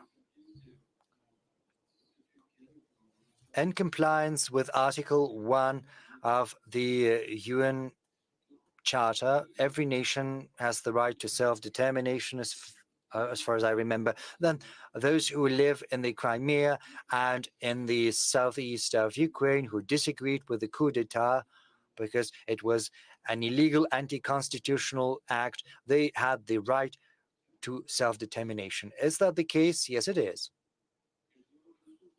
The ICJ made a ruling with regard to Kosovo, analyzing the situation around Kosovo, saying and stipulating that if a territory declares an independence, then it is under no obligation to ask for the authorization from the central authorities of the country which this territory is to be part of when independence has been declared. Is that the case? Yes, it is, because that is the ruling passed by the International Court of Justice of the United Nations. So these territories, including Nova Russia and Donbass, had the right to make a decision on their sovereignty. This is absolutely in line with international law and the UN Charter. If that is the case, then we had the right to enter into an intergovernmental treaty with these entities. Is that the case? Is that so? Yes, it is. Did we do that? Yes, we did. These treaties included articles on mutual aid. We ratified these treaties, and then these newly established states asked us for assistance under the treaties we had entered into and we had ratified. We were under obligation to help them. We tried to put an end to the hostilities that the Kiev authorities had unleashed back in 2014. They did not start any kind of aggression or intervention. What we're trying to do is put an end to this aggression. The UNSG listened to all of that. He was nodding in silence and he said, yes, all right, but still you're the one who attacked. And I'm not joking. This is almost exactly what he said. But there is no rational answer to that. There is a chain of logical reasoning. Where is the error? What is wrong that I said? When did we violate the international law on the UN Charter? There's no error or violation. And if that is the case, then Ukraine's border should be in line with the sovereign decisions made by the people who live in those territories that we call our historical territories. So it depends on the dynamics of the current events. Mr. President, if we get back to the first link in your chain of reasoning, do we understand if there is neutrality, then we could talk about borders?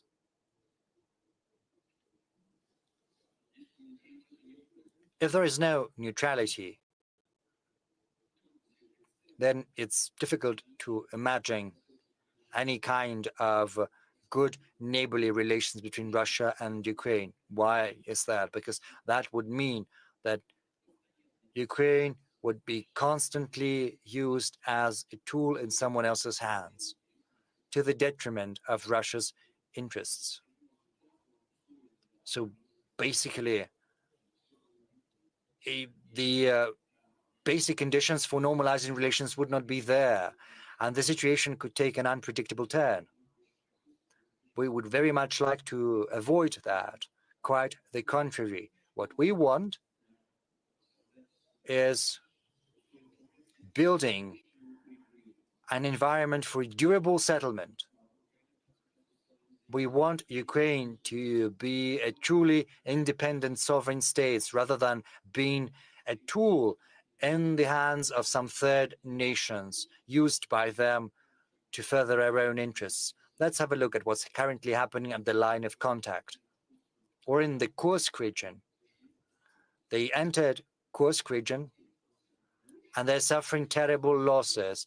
These losses are more within the 3 months than they suffered over the 2023 as a whole, more than 30,000. They lost fewer tanks, around 200. Last year, they lost 240. So they simply have fewer tanks, they use them less frequently, and that's why the losses are somewhat fewer. But why are they suffering such losses? Because they have an order from the ocean to cling on at any price to this part of land before the election, to demonstrate that all the efforts of the Democratic Party administration with regard to Ukraine had not been in vain. So you have to cling on at any price to these territories. And this is the price they have to pay. And I think this is a terrible tragedy for the Ukrainian people as well as for the Ukrainian armed forces. And these orders are not dictated by the military logic. Rather, these decisions are dictated by political motives. Right now, there are certain parts of the front line, say Kupiansk direction. I don't know whether the military spoke about that. There are two pockets of Ukrainian armed forces that have been encircled. In one pocket, they have been encircled and they are blocked against a part of the reservoir. Around 5,000 people and another around the same. They have been encircled. They're trying to build pontoon bridges, but they're being eliminated. As far as the other part of the front line is concerned, where the center group of armed forces is acting, there are two pockets in encirclement, and soon there's going to be a third one. The military, the Ukrainian military, see all of that, but the decisions are made at a political level, and which is not in the interests of the Ukrainian nation or the Ukrainian people. If it continues like that endlessly, then it won't lead to favorable conditions for the reestablishment of peace, calm, and good neighborliness and cooperation on a durable basis.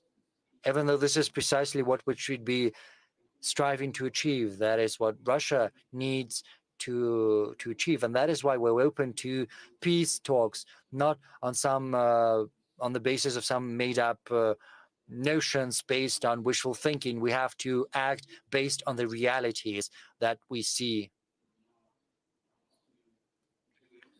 and also on the basis of agreements that had been achieved in Istanbul. Of course, on the basis, but taking into account the realities of today. And this should not be a truce or a ceasefire that is going to last half an hour or 6 months until their stockpiles of munitions have been replenished. No, we have to achieve a settlement that is going to be within the interests of our two nations, which are brotherly nations, however muddled that might seem amid the current rhetoric in the Ukrainian-Russian relations. This is our stance. It's clear, it's well understood, and this is the path we're going to pursue. Mr. President, it's 11 hours, 18 minutes, so it's time to wrap up. Maybe just some quick questions, and then we'll wrap up. Yes, please. Okay. Algeria, please.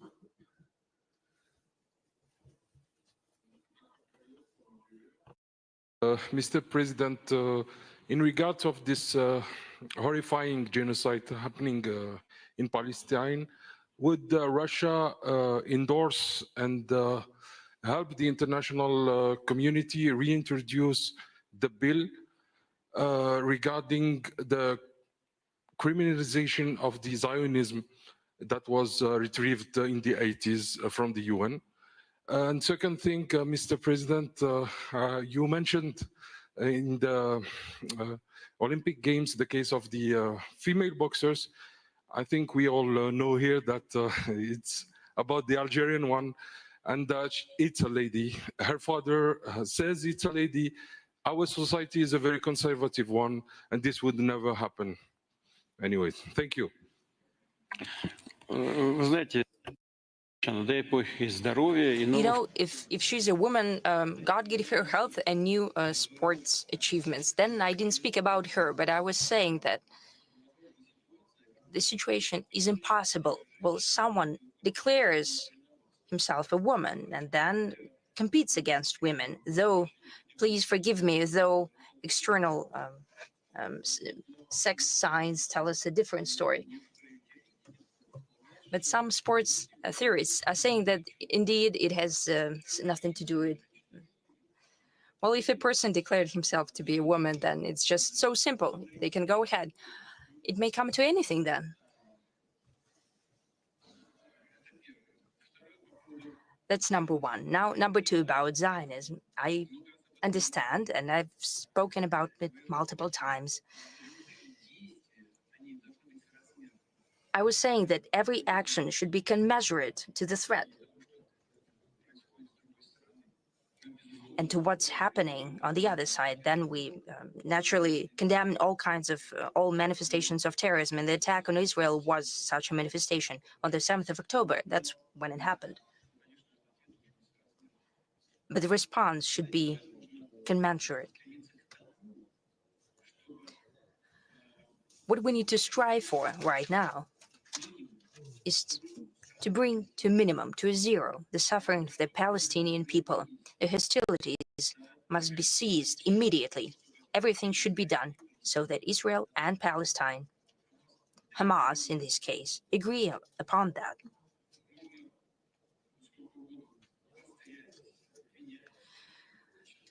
You can pick a fight, you can condemn, you can lay blame.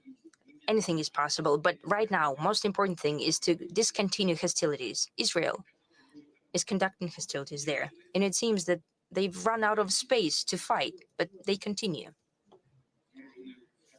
The military units of Hamas are still fighting.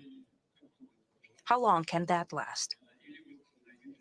On the south of Lebanon, 63,000, that's the group we believe is standing there.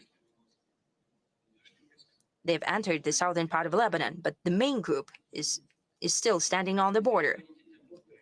We shouldn't bring it to a tragedy there. We need to find paths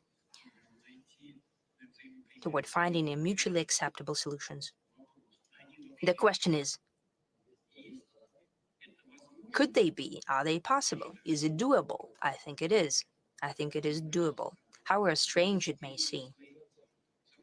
We even have our own ideas about that. And we even try to talk to all the stakeholders and participants of the conflict. We're trying to probe what could be possible and admissible for everyone. In essence, we could see the light at the end of the tunnel, the glimmer of it. That's what we all should think about right now. I believe it is possible. However naive it may sound, but it is possible. We're constantly in touch with all of the participants. If not every day, then every week.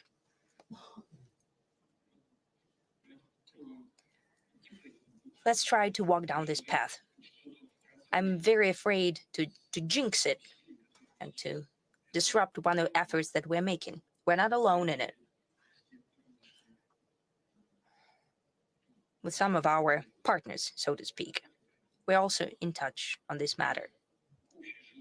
There is an overall strive, I think, and I'm being sincere.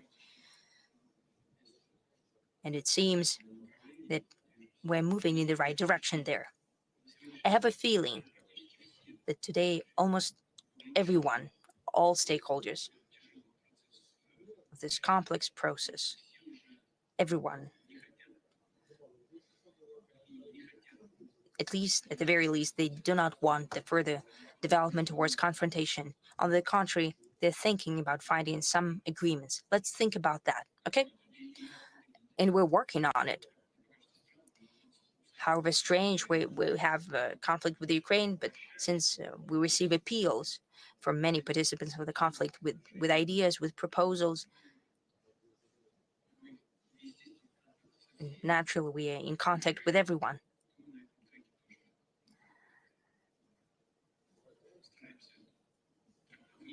We also try to make our input to be very precise and careful about that. You used to have very good personal relations with President Netanyahu. Are they still intact? I try not to ruin anything, only to improve everything. But the current conditions are very peculiar. Needless to say, they have an impact on everything, including on our relations. I used to have good relations with Macron as well. I used to talk to Scholz as well, but at some time they thought that it's unnecessary. But well, I had good normal relations with Trump as well. I don't know whether he wants to talk or not. I was in good relations with Biden. We've met with him in Switzerland, and when he spoke on the phone, we joked and laughed.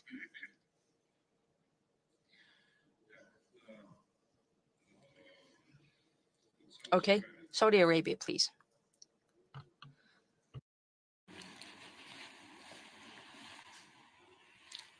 I'm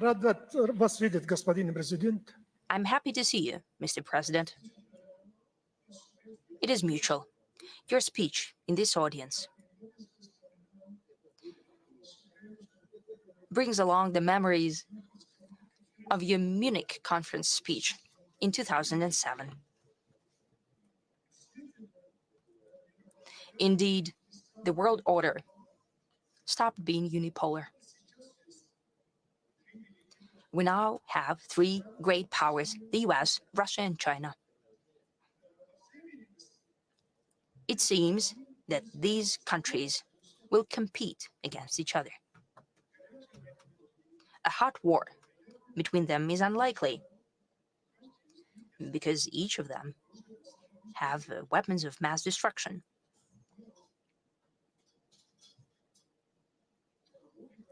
However, trade wars have already been started by the West, and that might evolve into financial wars. Therefore, my question, Mr. President, is Russia prepared for such evolution of events, especially if these wars are long-term? Or what do you think the world order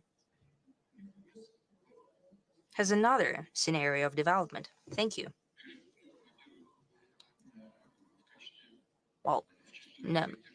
First thing, you need to include India as one of great powers as well. 1.5 billion people of population, the highest growth rate among the major economies.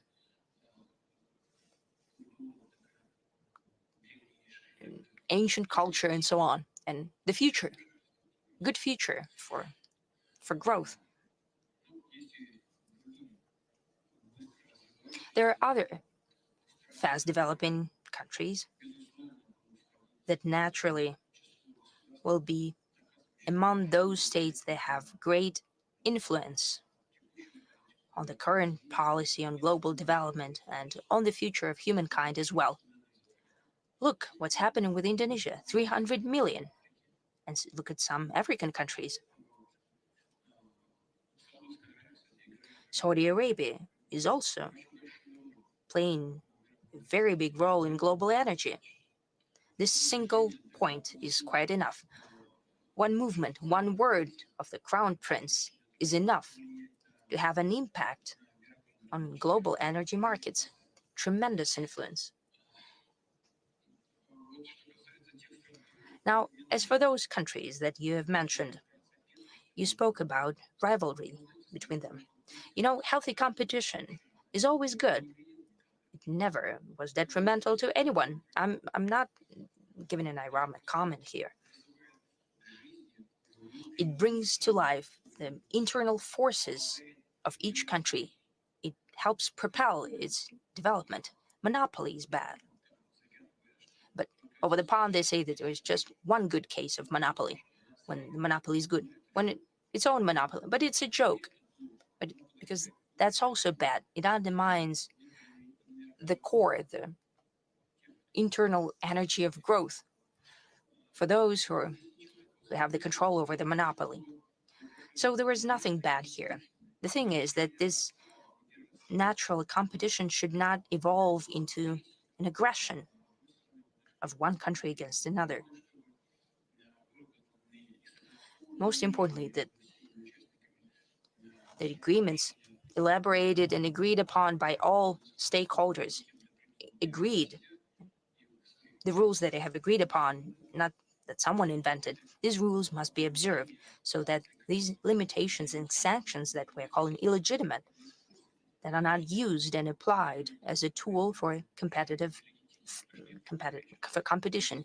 Why am I calling them illegitimate? Because they run counter to international norms. For example, WTO. That's why they're illegitimate. That is an apparent thing. They're being politicized and later used for competitive advantage. Introduction of sanctions against Russia or against China quite often bounce back on those who use them. The US and China have a tremendous volume of economic cooperation. Well, sanctions were applied against China. What's next? Possibly they shot themselves in the foot. Look at Europe. They're limiting some Chinese goods. They introduced certain blocks. Europeans have recognized themselves. There were two sources: cheap energy from Russia and cheap goods of consumer market from China. So what will happen next? If they cut off one thing, they have voluntarily turned off our energy resources, relatively cheap. And now we see that it's balancing on recession.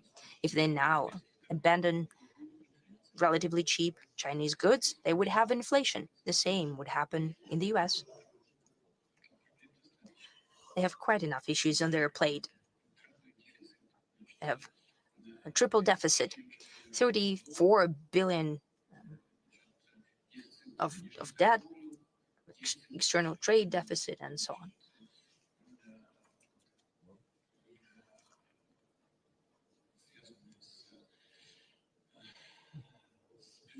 They have budget deficit.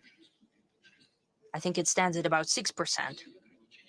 We, with all limitations that they try to introduce, our deficit stands at less than 2%, and they have 6%. They undermine their own development and their institutions for development. Therefore, healthy competition, yes, it's only natural and possible. Using illegal tools for competitive advantage is bad, and it will be to the detriment of those who use it. And I hope that this awareness will sink in at a healthy political level, and we'll have a possibility to agree on everything. And the way to do it is what I've mentioned in my speech. Let's wrap it up because it'll be running too late. Okay, let's wrap it up. But I'm a philologist by my education. Okay, I'm quite a German studies person. No, I'm not a German study, but I'm a lawyer. You really troubled me by saying that you're forgetting the German language. Well, I'm not using it. You have to use it as a musical instrument every day. Well, I'm losing vocabulary. Can I give the floor to Mr. Koppel? He's the main representative of the German language here. Roger Koppel from Switzerland, please. Please, but this is Swiss German. Of Mr. President, that was a very impressive, outstanding evening. I've never seen a leader of your stature communicating on this level so long, so late in the evening. Congratulations. It's fantastic. However, I want to challenge your term collective West. Probably I'm considered to be part of the collective West. I don't consider myself to be part of any collective. And I don't see a collective West. What I see is a group of politicians with increasing problems. We see governments hanging in the ropes. We see a leadership crisis. I had a summit meeting organized in Vienna with former Chancellor Schröder and Prime Minister Orban. Chancellor Schröder was the last guardian of strategic autonomy of Europe, as you well know. And it was interesting because I could see there was a huge interest in these kind of events. And I see there are rather seismic changes about in Europe. The landscape is changing. And this is where I allow a slight criticism of you. With great power comes great responsibility. And I think you're neglecting the communication to the wider public in Western Europe, in older Europe, in the German-speaking part of Europe, because you as a person, as a president, as a politician with your country, you're an extremely important topic in politics. And if you would communicate, if you would encourage these people, this could have an effect without interfering in elections, but it would have an effect in helping to bring about changes that many people want in Europe. And my question is, do you share this view, and would you be willing to give interviews to independent journalists without naming some present here? Thank you very much for your answer. You know this journalist.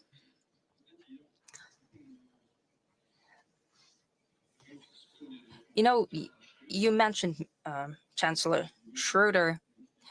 I have very good personal relations with him. We used to have them, and we have them now. He's an amazing person, and amazing for the current political class. It's not ironic. It's not an exaggeration. Why is he amazing? Because he has his own opinion, and he words it freely. When the relations with Russia started to deteriorate, he was not afraid of expressing his position and presenting them publicly. Well, look, they started to accuse him of all cardinal sins. I started not to interfere there, not to comment, but what was he doing? What did we do together? We've built the Nord Stream to supply gas to Europe. What was bad about it? Now, Germany does not have Russian gas. And the heavy consequences of that, not only due to that factor, but also due to that, is what, well, we don't see anything that could be a substitute for that gas.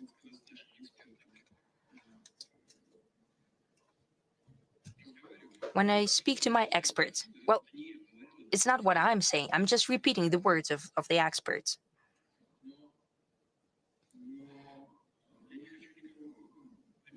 I don't want to offend anyone. It won't sound good, but still, I've asked my colleagues and experts, and I said, what's Europe missing right now? And the response is, they have a deficit of brain. It's not because they're stupid.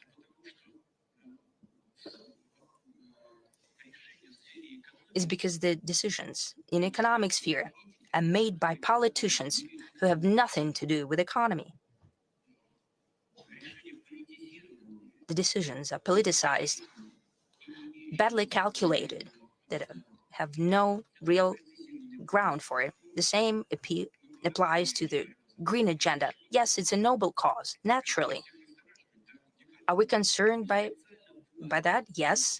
Are we afraid? Yes. But should everyone be scared into pushing through the solutions that cannot be implemented? That's not fair for the voters. Yes, green agenda is great. Yes, there should be new tools and technologies, indeed. But can you survive? Can such an economy as German, can it survive purely on green energy? No, it will be shrinking. Or you have to go back to the coal power generation, as it happens in many European countries, including Germany. So they have scared people. They've scared the public opinion. They got rid of nuclear power generation. Later, they got rid of coal power generation. They don't need gas. No, they still need gas. So they started to supply it through different channels. So Chancellor Schroeder was doing what was needed and not to serve Russia's interests. He did not create any conditions for us to make profit. What he was doing to serve the interests of the German people. He was fighting to ensure the best terms possible for the supply of gas, for the building of the infrastructure, and judging by what is happening in the German economy after these opportunities have been lost. He was very good at his job. We can see, so it's no longer there. And right now, see what they have lost. He was doing what was needed to be done. He did take decisions that were widely unpopular in terms of internal politics. He put his political career at a risk, and he did that deliberately when unpopular decisions had to be taken to curb the social spending. But economically, that was a sound plan. He knew that would have negative political consequences for his career, and yet he did it anyway. Here's a person who took decisions not in his own interests, but to serve the interests of Germany. And he did the same in foreign policies. Let's remember the developments in Iraq. He was against the American intervention in Iraq, and he spoke about that publicly, just as Jacques Chirac, much to the displeasure of those who thought differently and those who gave the orders from across the ocean. In the end, he got chased out. He's a person with integrity and also a consistent person. People like that are not numerous. They do exist in Europe, but, you know, very few, just a handful. You know, one hand will be enough, you know, to count them on your fingers. But I think, that said, these processes will still continue to happen in Europe because people can see what is happening in real life. They can see a growing gap between the ruling elite that are forced to be guided by some external interests due to different reasons. I'll be very cautious in formulating that, and the rest. And, you know, the number of politically, domestically oriented political forces is going to grow.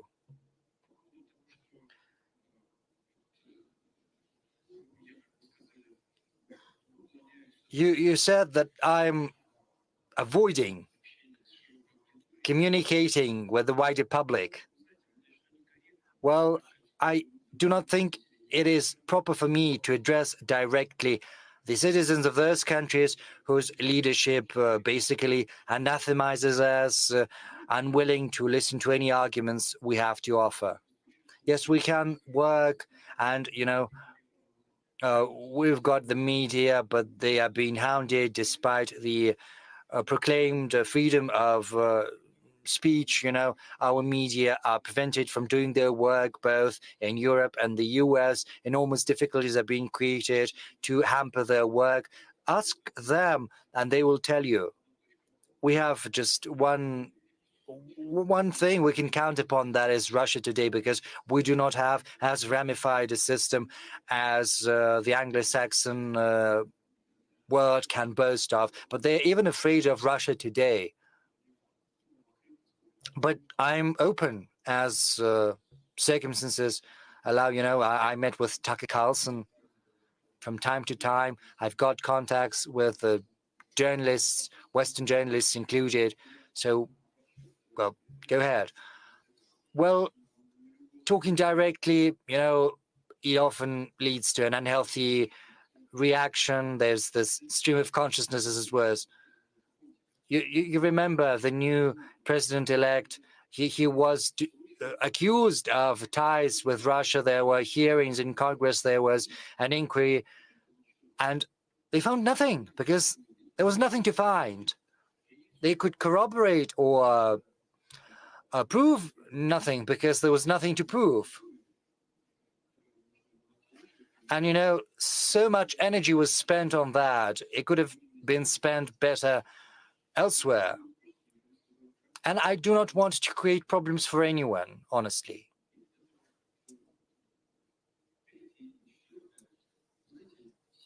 So third and fourth, I can tell you that all internal political processes have to stay inside respective countries. And these nationally oriented political forces will continue to grow, not because I say anything to those like-minded people we've got both in Europe and the US. No, this is going to happen because these are the natural laws of internal development. And this is the surest foundation for forthcoming changes, which are sure to happen. Thank you. Thank you, Mr. President. And last, well, let's wrap up, yes. Western commentators often put forth one thought. Yes, they have some thoughts, and that is already a good thing. So it's a thought from those who are more positively minded. They say, okay, it's impossible to agree on anything with Putin, but Putin is going to leave at a certain point in time, and then they will have to come to an agreement with Russia and reintegrate it because Russia is going to get back on the previous path. Well, I can tell you that Russia is following a path of its own, and I hope that it'll continue along the path of pursuing its national interests. Of course, Russia has to be reintegrated. This is something we've never refused to do.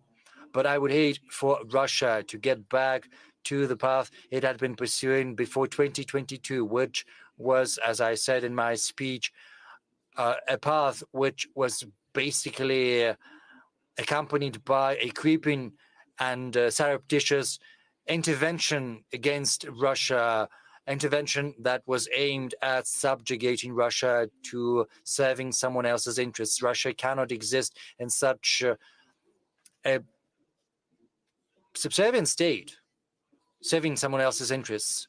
I can say that our rank and file citizens, first and foremost, have come to realize that once they understood what our geopolitical opponents were trying to do to us.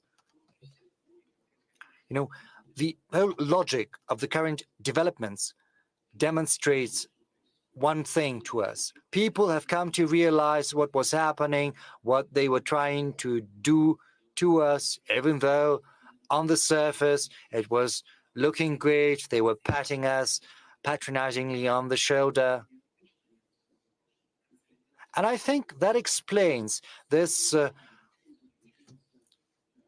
incredible consolidation of Russian society. It's because people have come to realize what our national interests are. And these interests are about reinforcing our sovereignty and independence. You know, during our presidential electoral campaign, I didn't have time to follow everything, but I did turn on a TV set, and there was a foreign journalist, I think, I do not remember where from.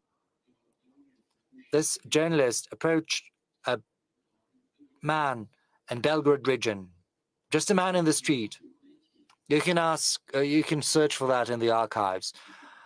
And he asks the question, where are you going? To the pole, but it's dangerous because, you know, there are UAVs, drones that can fly to the pole and you can get injured. Why are you going to the pole? Are you not afraid? And the response, the reply was very simple. He's in his 30s or 40s. He said, I'm Russian. And then he turned away and he went back to his business. And I think any Russian citizen could say that, regardless of where they hail from the Volga region, you know, because we've got more than 190 different peoples from the north of Russia, from the northern Caucasus. You know, all of these developments, all of these events have brought our society to an unprecedented level of consolidation, as well as to an unprecedented level of understanding what our sovereignty is and how much is at stake, because sovereignty is a sine qua non for Russia's development. Thank you. Thank you, Mr. President.